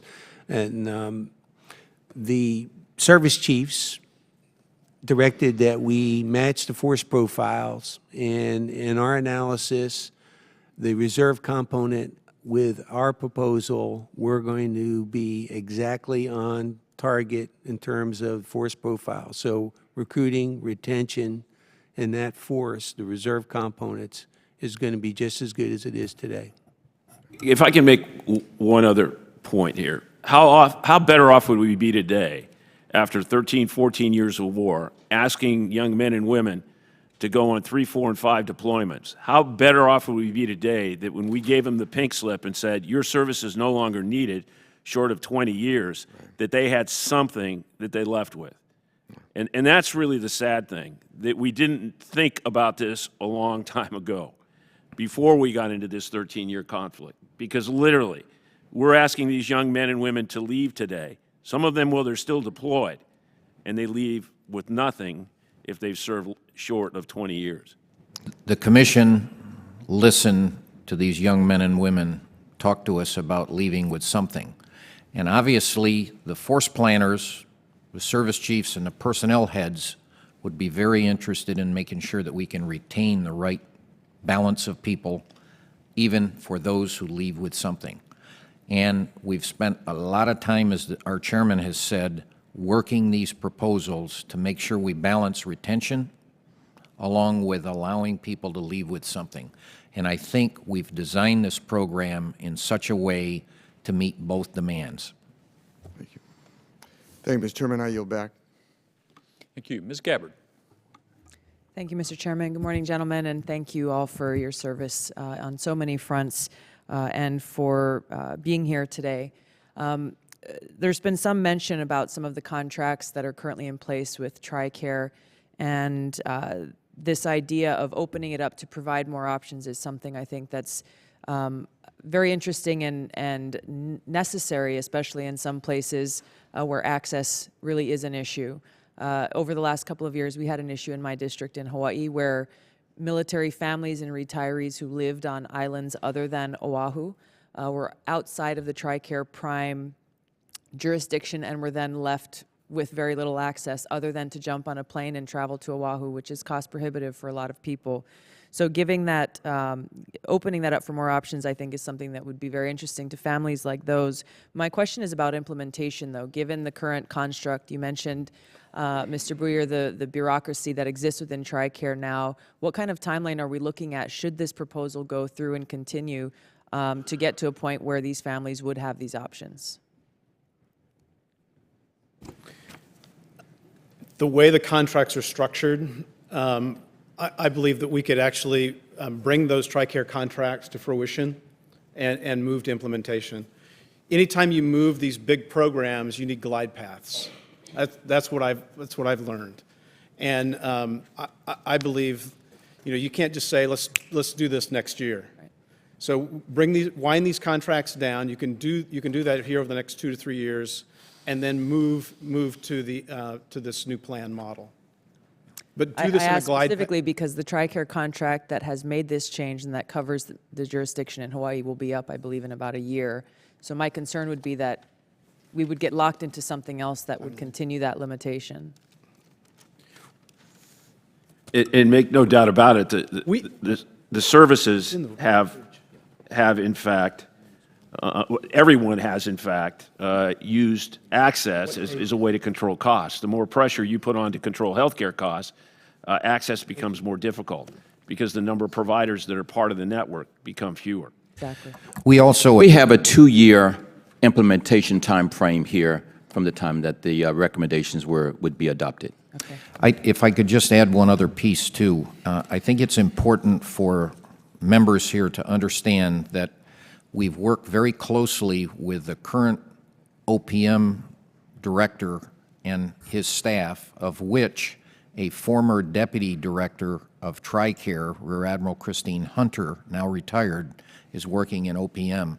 So she's seen the best of both worlds on each side, and that really has brought a tremendous amount of assistance to us as a commission in working not only the transition, but how to structure the program. Right. My next question that no one's brought up yet today is one that's core to all military families, and that is the proposal to consolidate the commissary and exchanges. And I'd like you to comment on how that change will affect them, as well as the MWR funds that the services currently receive through the exchanges. Thank you, Congresswoman, for your question. We gave a lot of thought to this. We heard a lot about the commissaries. We had people all over the map, quite honestly, that when we traveled across the country and talked to people about their perceived value of the groceries discount. You know, the bottom line is, after having looked at it carefully and talked to people, we had overwhelming support at the end of the day where people said, you know, they believed there was a real value here in the commissaries. So that's why we made the recommendation that we did in terms of just consolidating the back-end operations for those, for the exchanges, the 3 exchanges and the commissaries. And we believe that we could, by doing that, we were going to continue to meet those needs, what the service members and the families said that they preferred here with regard to the commissaries. So we're going to continue to meet that need that they have, and the culture belief is that there are some real savings there in the commissaries, and we did not want to take away from that. We also believe that we could bring about some efficiencies, though, by consolidating the exchanges and the commissaries, the back office operations type, because you're going to take out a lot of the costs and logistics, IT training, and that kind of thing. The other piece of this, I think, from the with regard to cost, you know, we were going to be able to really deliver these goods still and take out $500 million of costs in that on an annual basis, and we thought that was a pretty good place to be. I'm going to ask Commissioner Higgins if he'll follow up too with some comments on the commissaries. Thank you, Mr. Chairman. Congresswoman, I think what I would emphasize to you is that the core of our proposal is to preserve food, groceries, meats, produce at cost, plus the surcharge. We're going to preserve that value. When we went around and talked to people, the response from the force was very mixed. The retirees are steadfastly very supportive of commissaries. The force is changing a lot, I believe, over my experience talking to the force over 30 years. There's a lot of mixed reviews. There should be no illusions that DOD is not going to come after commissary money year after year after year. They're going to target commissaries. You're going to have a very difficult time here in the Congress protecting commissary funding. That means services are going to erode. What we offer will preserve services. And if you erode services in the commissary, hours, store day openings, that kind of thing, if you erode those in a retail environment, people are going to find other places to shop. When they do that in commissaries, the exchanges are going to take a terrible hit. We need to reform single manager. We can cross over those cultures, negotiate deals, the deals to protect MWR funding. We can do that. Absolutely, we can negotiate and protect that. We can protect some of the cultural service interests that they have and the coordination. For instance, the Marine Corps is very heavily invested in manpower in coordinating their family programs as well as the exchange. The same people do both. We can work through all those things. Thank you. Thank you, Mr. Chairman. Thank you. Ms. McSally. Thank you, Mr. Chairman, and thank you, gentlemen, for your work on this issue. I do want to comment on just even the opening remarks where we talked about how the cost of personnel has gone up over the last several years, especially with 13 years of war. I think we're all aware of that. We can see the math. But as we all know in this room and you all who served, we can't be at war for 13 years and expect those costs not to go up. And the constant deployments, the health care responsibilities, when the men and women in uniform raise their right hand to serve and put their lives on the line, we have a covenant with them. And although I appreciate the work you're doing to try and see where we can gain efficiencies, I do want to just be on the record to say we can't find those efficiencies on the backs, you know, of those who have served. And I know that's the work that you're trying to do because we can't do that on the cheap. You know, a lot of those costs have gone up because the compensation did not match what was happening in the private sector. Again, increased health costs related to the deployments and the wounds of war, both physical and mental. And so we just need to make sure, and even with all that, we still have troops on food stamps, right? So we still have a problem here, and we've got to make sure that we recruit, retain the best and brightest, because freedom isn't free, and we know that. So I appreciate the work that you guys are doing in a very tough situation, but I am committed to make sure that there are no cuts to those who have served and those who are continuing to serve. And I appreciate the work you've done specifically related to access to childcare, the unique concerns of women in uniform, especially those who might be a single parent, and the challenges that they have with the duty hours and the dynamics I have. I mean, childcare is the #1 issue. I mean, not #1, but a top issue that I'm hearing from many servicemen and women who are trying to serve and still be parenting with all the challenges. So I appreciate that work in your report. I will confess that I was one of the people who took your survey since I'm a retiree, so it's a little bit of undercover boss here. I will tell you, I have some concerns with the survey, haven't taken it. The way things were questioned, you know, and I'm paraphrasing a little bit, you know, do you prefer the commissary or access to health care? Which is more important to you? And the reaction of any retiree, I think, is like, yes, yes, all of the above, and then firewall to the right. And then like, no, you can't firewall to the right. Okay, 199, 99, 99. So, I mean, I was a flawed data point to your survey, but I think I represent many retirees who just feel like even the questions being asked create concern that, oh my gosh, what are you going to make us have to choose between based on our commitment to serve and the commitment to us to serve. So how much of your recommendations came from that survey? Because I have deep concerns about that survey is my first question. And what's the feedback you've gotten from veteran service organizations so far on your recommendations?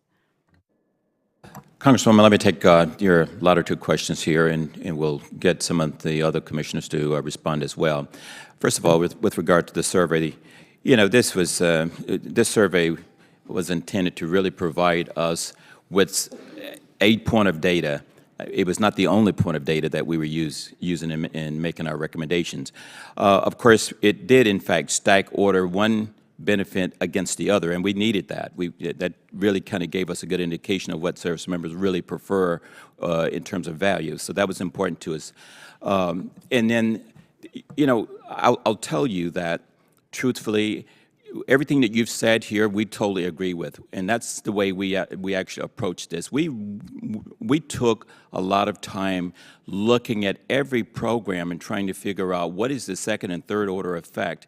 If we made a recommendation on one program, one benefit, looking at one benefit, what did it do for the other 5 benefits? And so we took that holistic approach in going through it, whether it was health care, it was pay, it was retirement, and quality of life programs, the commissaries and the other programs, and ECHO, space available travel, whatever the case might have been with regard to quality of life. Every one of those recommendations were made in the support of an all-volunteer force. We made sure as we went through this process that whatever we did, we would either maintain those benefits for the service members, we all agreed to that early on, or we would improve those benefits. So I can assure you that we took that in consideration, and I hope that will address your concern in that regard. I'm going to ask Commissioner Giambastiano to respond as well. I would just say to you that I think we agree with the vast majority of your comments. I don't think the survey was a flawed one because I know all surveys are flawed. And the problem is that you try to achieve the best balance of how to get input from the surveys. But more importantly, if you're smart, you not only do paper surveys or computer surveys, but you go out and talk with people. And this commission spent a huge amount of time engaging with the lowest enlisted up to the most senior officers, from the Joint Chiefs on down, up and down.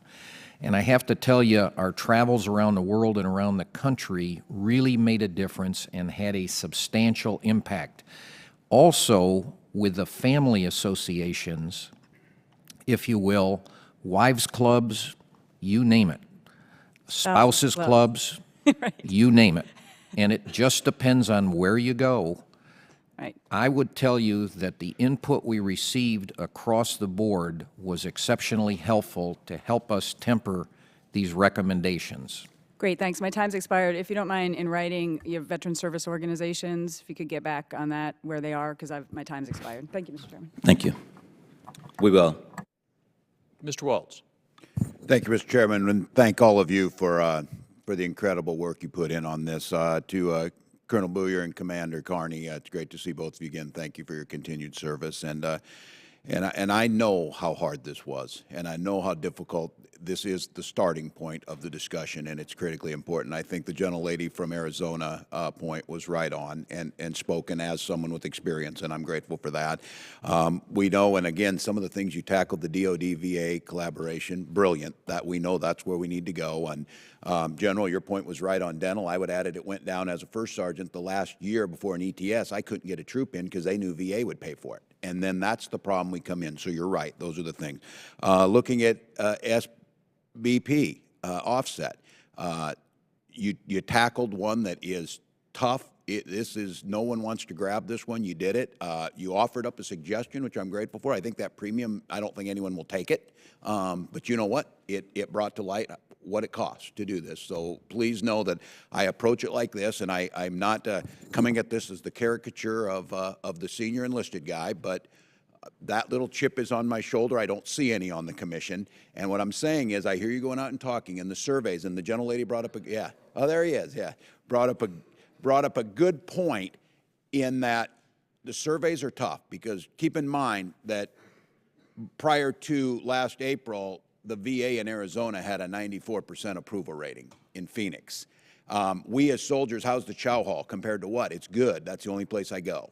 And so keep in mind, when they're asking this, those are they're going to get. I say this out of reality because this is first and foremost, and I hear you echoing this, and this makes me feel confident. Readiness and national security. Those are our priorities, readiness and national security. But keep in mind, what those troops are out there, and I was with a group of 25 sergeant majors, none have any idea what was in this. And when I started to say some of those things, here's the things they come back to me is, where's the commission on the 700,000 civilian employees? Have we got any recommendations here of that? Of course, they're going to come to this. How big have the command staffs gotten and the support there? What have you guys done there? They asked me, what about weapons systems, acquisitions and procurements? Have we looked at any waste there? Those are things they're asking for, saying, we'll make the hard choices, but we're not convinced everyone else has been asked. So I say this more to not as a question, because you've done the hard work and you've teed it up for us. We've got to get out there and make a case, because this has to be buy-in, as you said. You are talking to a very small universe. If you go out and sell this to the American public, 90% have no idea, and they'll probably agree with you. If it saves money and you tell them it keeps them safe, they'll agree with it. The problem that we have is most of our warriors come from the same families. And if there's a break in trust in those families, you break the system. And I say this only because a small one, but I heard it, and we're gonna hear it. The transferability on the post 9/11 housing. Granted, it's huge. If my daughter, I have benefits, she's 14, she comes to DC to go to school, that's $85,000. That gets expensive, and gets expensive fast. But that's phasing out. So what I heard was this is, what about the promise made and the promise broken? So I said, what I tee this up, and it's more of a statement and asking all my colleagues here, we've got to get out and make the case on national security. We've got to see our veteran service organizations that the gentlewoman asked about, not as a detriment that they're going to come in and protect their own and say no. They want to have a solution because they care first and foremost about national security. They care about the warriors, and they want to get this right. So I guess to my colleagues, I say, we've been given a lot of thoughtful work and some very bold suggestions. Our job now is to see how it fits in the entire process and to get that buy-in, especially from that very small segment of the population that absorbs the huge brunt of this. So I would just, any feelings or comments, or as you hear this, I know I'm speaking to a group, but perceptions do matter, and we've got to get that. So we've been down this road a few times, Colonel Booyer. Congressman, yes. Let me have Commissioner Corella to respond specifically here, then we'll have a couple more comments as well, if that's okay. Sir, I would just ask you to realize that this is a package of recommendations. And any one of these recommendations, as you start to pare them out and change them in any way, there's going to be second and third order effects. And I would really ask that you work with us to understand what those second and third order effects are, because that's the thing that scares me the most. If you pull away a readiness command, I think that causes some real issues as we look at how we're going to change the medical system, is an example. Our stakeholders have to know this. And I think it's just key that you work with us and our staff if at any time you feel that those kinds of adjustments need to be made. Appreciated. Thank you, Chairman. taking the General's point. I think it's a good point, but let me reassure the gentleman that a major part of the agenda of this committee is dealing with civilian overhead, bloated command staffs, and acquisition reform. I think the things the gentleman lists are exactly right. We may not be able to solve it all in a single swoop, but it is absolutely part of the agenda of this committee. One of the reasons I appreciate what this commission did is they weren't just out to find money to cut. They were there to see what works and what we need going into the future, and that, to me, is the heart of the matter that our committee has to look at, too. So I appreciate the gentleman and also the work that's gone on. Mr. Nugent.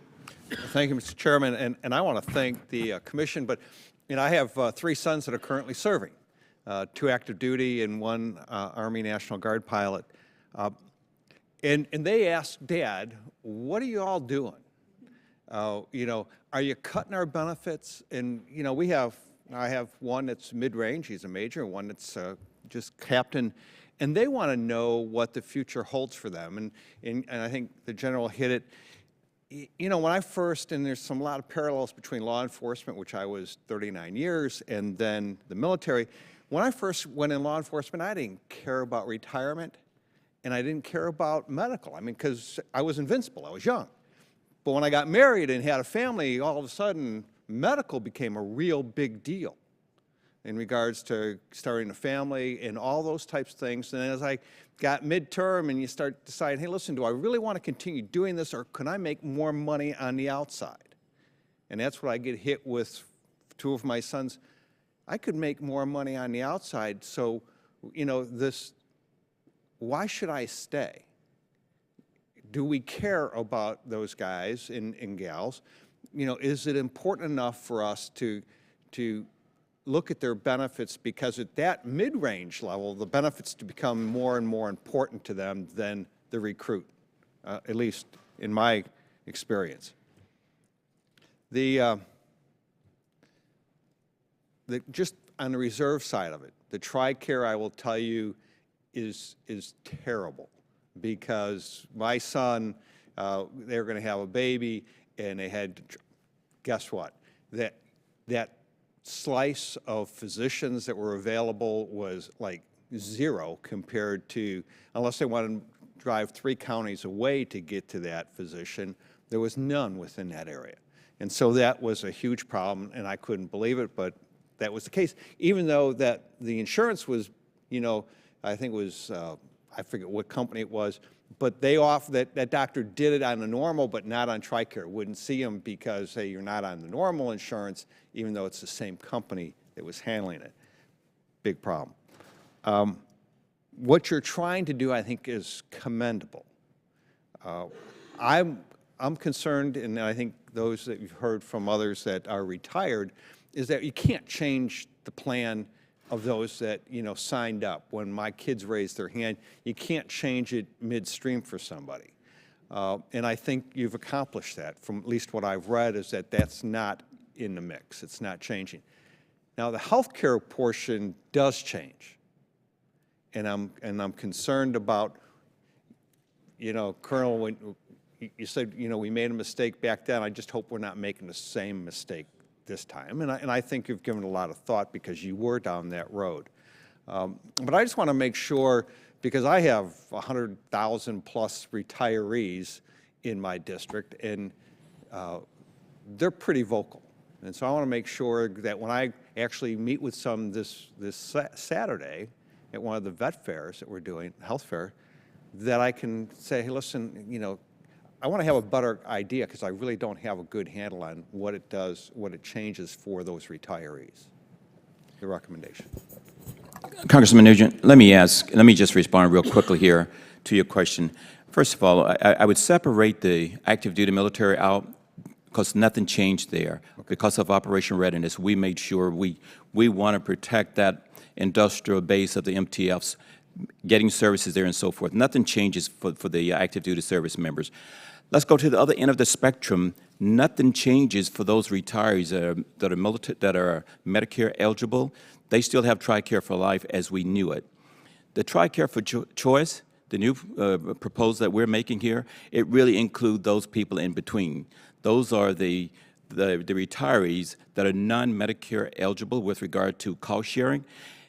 People we've talked to have indicated to us that they understand that the timing is such that you can't continue to stay at that 5% cost share level. They know that we've been very comfortable there for a long time, and that's been a great thing, but people really knew that a time was coming when you got to do a little bit more. What we've tried to do is take that into consideration and say, we're going to do a slow ramp up of that in our proposal that goes from that 5% to 20% over a 15-year period of time. That is still a better deal than what the federal employee get within their insurance plan. So they still would be paying a little bit less for health care than what the federal employee would be paying, a non-military person. Just one last question quickly on the reserve component. The TSP match that you were talking about, is that also for reserve component? It is. Okay. It is. Because currently, I talk to my son and say, listen, if you can put 20 bucks away, whatever it is, but if you're a member of Congress or staff, they get a match. Do it. Yes. And currently, our active duty folks don't get a match. So Yes. I think that is a excellent idea moving forward. Thank you. I appreciate it. Thank you. Ms. Spear. Thank you, Mr. Chairman. And to the chairman and members of the commission, can I just say how remarkable your presentation has been, and while you have all given service to this country, I believe on one level or another, I think your service that you have provided by virtue of this commission is priceless. Your recommendations are bold, they are thorough. As I've listened to many of my colleagues push back on you, you had the answers, and I'm wowed by it. Now, I just hope that we as members of this committee will emulate the boldness and the thoughtfulness that you have shown in your recommendations. One of the things that really amazed me was to hear that TRICARE. I have a brother who's retired TRICARE, and we go into fisticuffs on holidays because he thinks I'm trying to take something away from him. But what was most impressive to me was your representation, Congressman Beyer, that in fact, TRICARE is not as good as what would be offered or what could be offered because the network is so small. And I think part of what we need to do, and maybe you will join us in doing so, is educate military retirees and military personnel on the myths that have kind of grown up with the expectation that somehow this was better than what they could be getting, and in fact, it is not. The fact that only 17% of those who serve actually retire in the military should give us also reason to pause, because so much of those who have served to date in this 13-year war have been reservists. And I heard loud and clear from many of you that they want something out of this. So a TSP, some kind of a health care benefit, I think all of those things should in fact be factored in as well.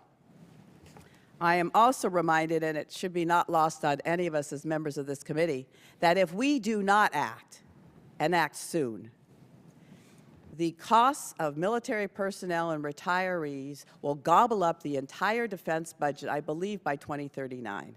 So we have, I think, a responsibility that is grave to address this, and address it now so it can be phased in appropriately. And I think for any of us who have served in any other level of government, having tiers of retirement benefits and health care is reality. Those who have retired get to keep it. Those who are newly employed are in oftentimes a second tier, a third tier, even a fourth tier. And I think that is something that we've got to come to grips with. I don't recall whether or not you addressed the issue of the pensions that were offered up a few years ago for the 3- and 4-star generals who we were told should have their pensions bumped to keep them on on their in active duty. And as I understand it now, those pensions exceed the pension of the commander-in-chief by about 50%. Did you address that issue at all? And I don't know exactly how much money that I don't would think so. accrue, but I would be interested in anything you have to say on that. Congresswoman, thank you for the question. We have 2 retired 4-stars here on this commission, and I'm sure they're waiting to answer that question. I'm going to start with Commissioner Corelli first. We looked at it. I think someone is giving you an inflated figure to say that my pension is 50% that or 50% greater than the commander-in-chief. I don't have his numbers at hand right now. Well, I can but tell you I that doubt that very seriously. The President of the United States will receive $200,000 a year in retirement benefits. We gave a particular bump, I believe, in 2008 or 2009 to 3- and 4-star generals, and their pensions now, I think, are at $270, something like that. I can't tell you the exact number. I don't know it. But I can tell you that it is one of the things that got me and other folks to remain in the service throughout a 40-year career. You know, one way or the other, for those of us who served a long time, we looked at it and we left it where it is. If I could jump in here, I'll just like to put some perspective on this. What happened back in 2006 timeframe, since I happened to work on this, is that we were trying to encourage senior officers and senior enlisted to remain in the service beyond 30 years. Everybody thinks this is all about flag and general officers, but what we did is we started paying for retirement beyond 30 years for these senior enlisted and senior officers. And by senior officers, I'm talking about warrants and LDOs, limited duty officers and warrant officers, senior enlisted, for example, Sergeant Major of the Army, Sergeant Major of the Marine Corps, Master Chief Petty Officer of the Navy, if you will, Force and Fleet Master Chiefs, these very senior guys. And let me give you perspective. There are 4,000 people in 2006 who were serving greater than 30 years of service. Of that 4,000, 3,000 were senior enlisted and senior officers below flag and general officer rank. And there are 1,000 of that 4,000. And this encouraged these very senior people to stick around. Having a command sergeant major who's been in for 36 years, who will stay for another 4, really makes a huge difference. Tremendous amount of experience. So please don't think this was all about flag and general officers. They happen to be on the high end of this, as opposed to the other 3,000 who were being left behind. All right, my time has expired. Thank you. Mr. Scott. Thank you, Mr. Chairman. And gentlemen, I've been thinking over old stories, and I won't call them war stories since I never served in the military, but I majored in risk management and insurance, and I was an insurance broker for 20 years. And so I sat on that side of the table many times explaining to employees benefit changes. And we all know that protecting the current system is not in the best interest of the men and women in our military or of this country. And yet there seems to be the perception that any change is a takeaway. And I think it's probably harder here than anywhere else because of the politics of it. And I'll tell you, I'll just give you a perfect example. The House voted several months ago to make a minor change in cost of living adjustments. And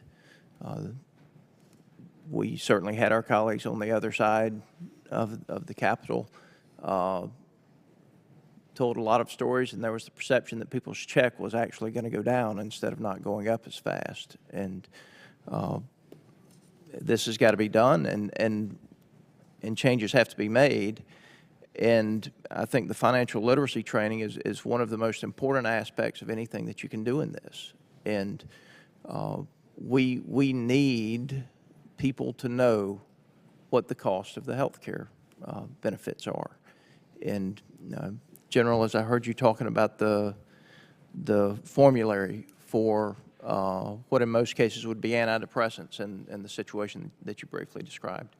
That's a complex purchasing decision where we have hired a pharmacy benefit manager who's got different contracts with different drug manufacturers that, quite honestly, we need to have transparency there, and maybe we should have one pharmacy benefit manager for all of the, instead of multiples, so that that formulary stays the same regardless of which agency or division or whatever we want to call it is providing the service. But there should also be transparency in those contracts so that we get to see what's being paid for it. And I want to give you just a great example of how paying more and getting more are two totally different things in healthcare. I've taken Zyrtec for probably 20 years now. I used to pay $10 for it. After the drug manufacturer continued to go up on its prices, the insurance carrier I was covered under said, no more. You're going to have to pay $40 for it. Today I can buy, and that was for 1 month. Today I can buy a 90-day supply for $19. And until the consumer becomes responsible for paying more of the cost, the more we end up paying for it in the end because those costs are hidden.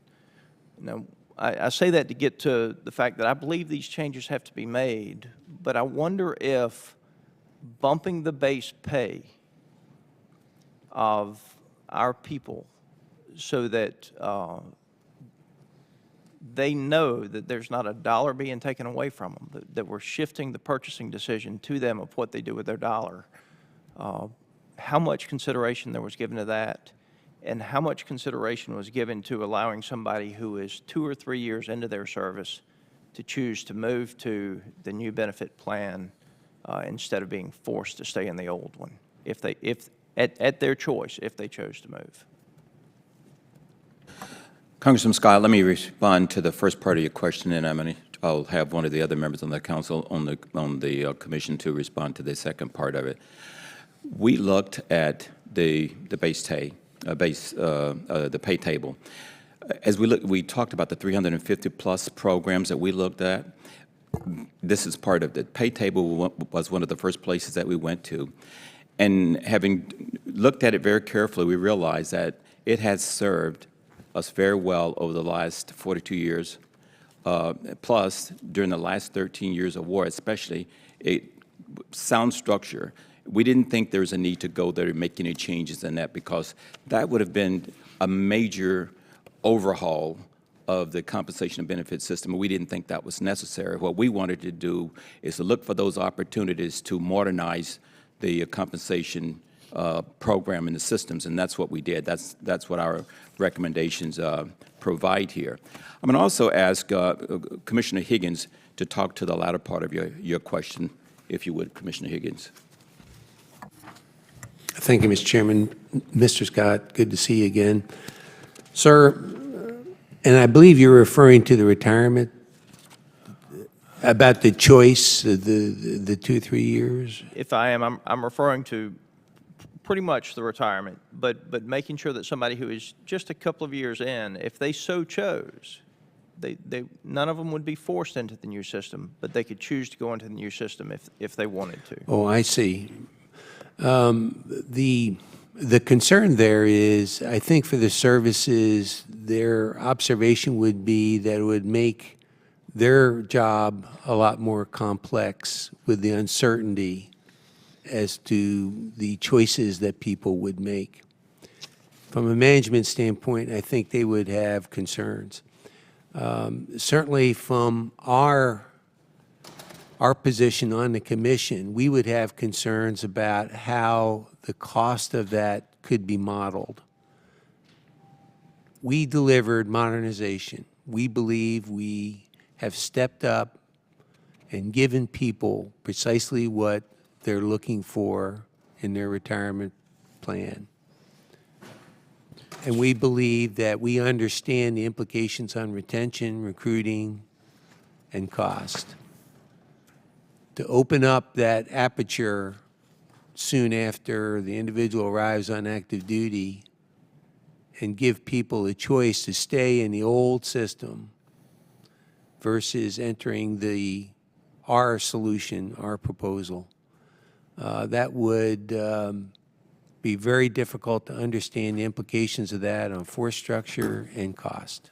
And that would be a concern of ours, and why, frankly, we discussed that, but could not see a path forward to deliver what we think was necessary and include that kind of a proposal.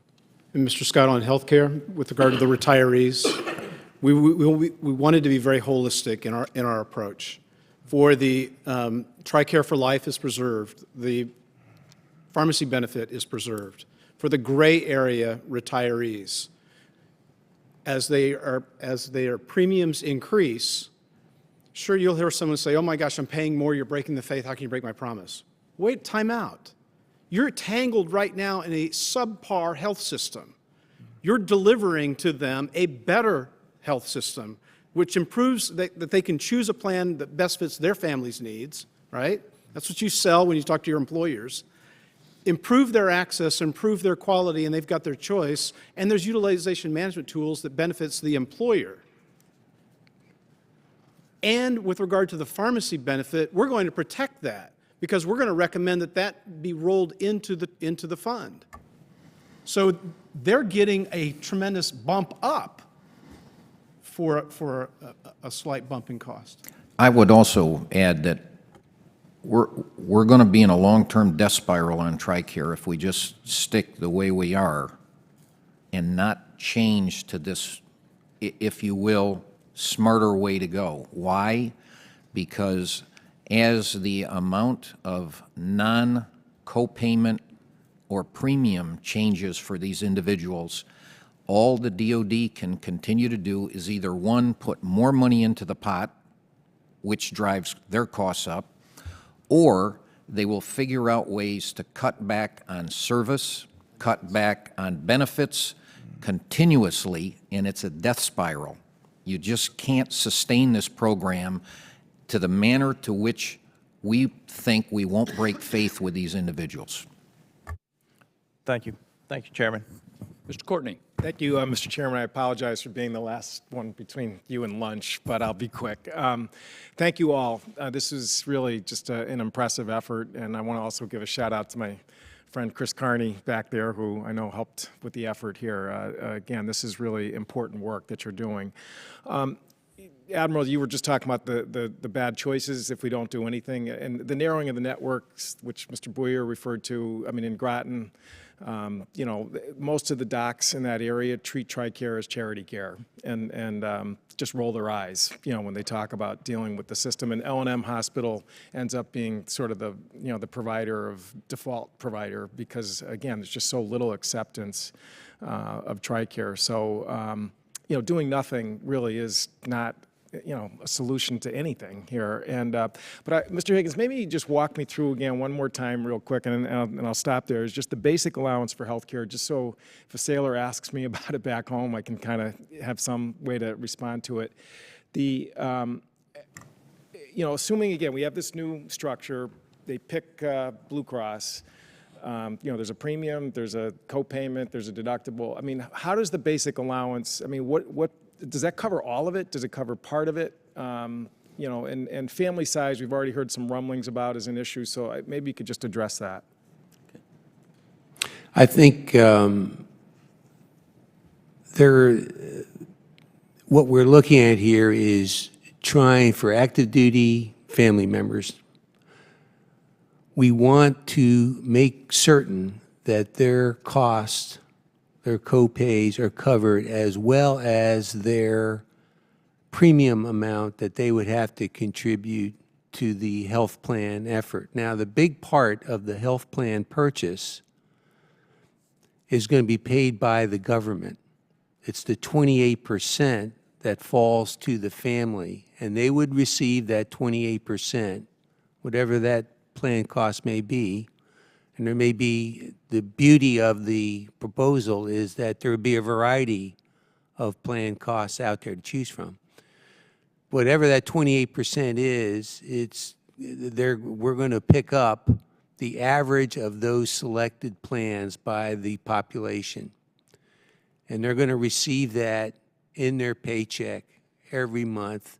It's going to be transferred immediately to the health insurance plan at 28%.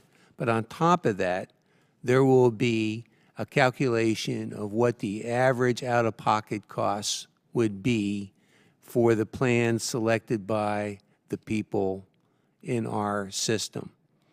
And those out-of-pocket costs, we would believe, we have analyzed, would cover 85% of the out-of-pocket costs that could be expected. That means there's going to be some percentage of people that would have out-of-pocket costs due to maybe events, illnesses, injury, that are greater than what would be provided to them. The important ingredient here is if it's not higher, they get to keep that money that they received in their paycheck. Now, if it is higher, there's going to be some percentage that may have additional out-of-pocket costs. But we do protect, we have a cap where we can ensure that those that are stricken by catastrophic illness, injury, and indeed face very high, extreme out-of-pocket costs, will have a fund. We would propose that a fund be established that would afford those families additional assistance to gap them from their extreme cost level from what they received in their paycheck to the catastrophic caps in the individual plans. Okay, so this network or exchange or whatever you want to call it, where plans are going to be offered. Yes, sir. Is that going to be a national array of carriers, or is it going to be sort of regionalized or localized? It would be a mix, and I would defer to my colleague, Commissioner Booyer, to perhaps clarify on that. Mr. Chairman, with your permission? Yes. I mean, let me just say, number one, just on the BAHC itself, that's set regionally based on the average plans selected by the services. Not the average plans that are out there on all of them, but the plans that are selected by the services. Okay, that's the answer. I just want to cover that. Okay. And yes, like in the FEHBP, you get that choice of national plans, regional plans, same type of thing that we would recommend. So say you're in a particular service and you're doing a lot of moving, you want to be in a national plan. I'm in the Navy, and I know I'm going to be in San Diego for the next 10 years. I probably am going to be on a local plan. Right. But one thing that's really powerful about our holistic recommendations, it goes back to, I hate to be redundant, Mr. Chairman, but we are trying to empower the individual. And whether it's in the financial literacy, about making those right judgments, which will help them transition to civilian life, but also what are the best judgments for you with regard to your family and on the health care.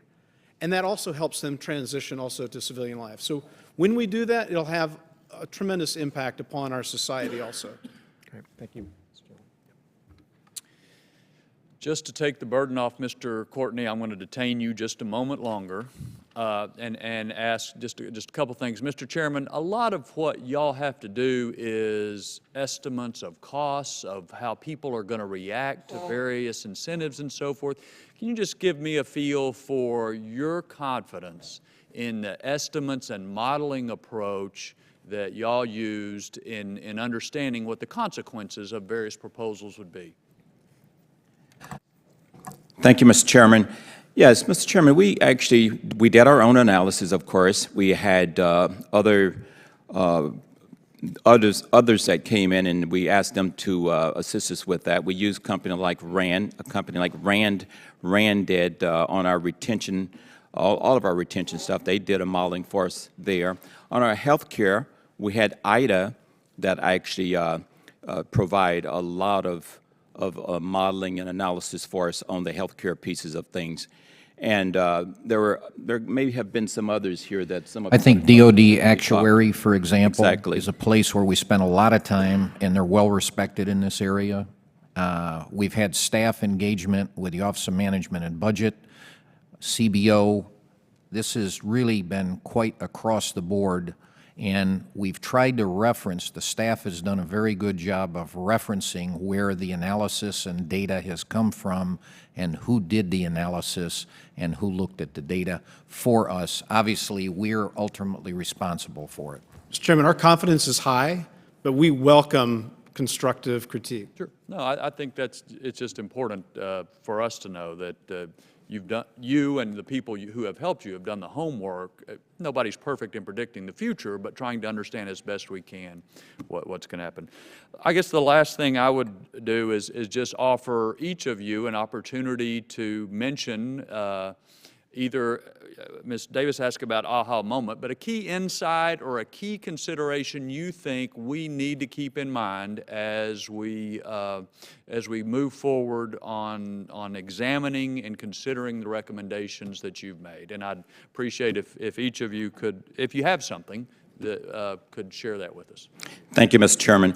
Mr. Chairman, I think the aha moment here for me, and I believe I speak for the whole commission when I say this, these recommendations we propose them in a way, in a holistic way, and believing that they are best, they're best done or adopted as a whole, as opposed to doing some of them separately, because they all are interrelated in a way.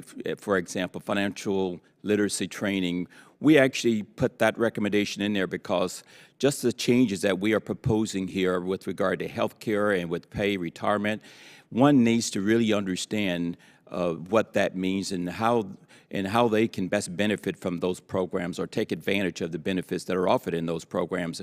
So having financial literacy training as an example would be very important to the totality of those recommendations that we offered.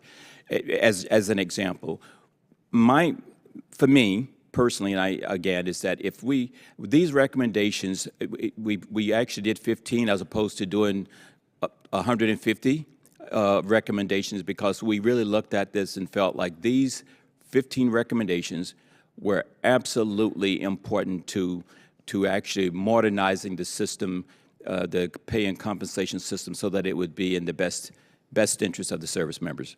And I'll now yield to, let me start with Commissioner Corelli to my left. I will tell you, I really believe that these recommendations are interrelated, and that so much of it is interrelated. I entered into the commission thinking that it was Congress that had messed up TRICARE, that it was Congress who had directed DOD to charge 10 to 15% below Medicare rates, only to find out that it wasn't. Congress told DOD to come closer to Medicare rates, and DOD kept going. I didn't know that we used TRICARE certification of provider to control the network. You know, you can control costs two ways. You can control costs by price, and you can control costs by the size of the network and what's available for people to use. And that's one of the reasons why, if you get into the details of what we did in healthcare, we took very careful steps to ensure that people can't get in and do the same thing with this benefit that we've laid out that they've done with other benefits in the past. And to me, that is a critical piece, and I think it demonstrates the interrelationship of a lot of what we've done and how complicated it really is. Commissioner Higgins? I can certainly tell you the happiest moment was very early in the process when we were sitting with Chairman Malden, and it became very clear that we were not going to be a cost-cutting drill. That was a very important moment to me, and I think we've lived that spirit literally in everything we've done, and I was most impressed with that. The second happiest moment, I would say, was when we began to formulate our proposals, that we found that we could deliver as good and better benefits to people and feel good about what we've done and still demonstrate that those proposals could be more efficient than what we're doing today. Thank you, Mr. Chairman. Commissioner Boyer? On healthcare, Mr. Chairman, can we really, to answering the question, can we do better? And so when we looked at it and said, well, if we go to this TRICARE choice and we bring the MTFs in and we want to preserve that high quality and the combat medical readiness at the MTF, what impact really is it going to be if we have better utilization management, better program management? There'll be an increase in the cost shares for the gray area retirees, and if we then shift to an accrual funding for the non-Medicare eligible retirees, do the math. What's that really going to be? And when we did the math and we said that's about $11.2 billion in savings and deliver. Unanimous report. The second item I would tell you is that in my 4 decades in the military and since retirement, I have not seen any study or survey, and I'm not saying this because I'm on this commission, but I have not seen anything anywhere that has been as comprehensive and all-encompassing as this. Now, I have to commend you in the Senate for giving us the tools and the funding to hire an incredibly professional staff to support these 9 commissioners in coming up with this very significant look, the first real look at how the all-volunteer force is done over the years. It's confirmed the structure of a lot of it, but we hope we've given you the kind of recommendations that will sustain us into the future. Well, all of us have seen lots of reports in this town, some of which are less than helpful. But I just want to repeat what I said at the beginning. Y'all have done what we asked you to do. And Mr. Chairman, you have been blessed, as I'm sure you know, with some outstanding folks who have worked with you on this commission. And we are incredibly grateful for the work that each of you have contributed. This committee is going to work on the proposals you have made very seriously. And I'm sure that we will continue to draw upon you both at the subcommittee level and as we work with the Senate to see exactly what we move ahead with in legislation. So again, thank y'all for being here. Thank you for your work. And with that, the hearing stands adjourned. Thank you, Mr. Chairman. Very good. Super.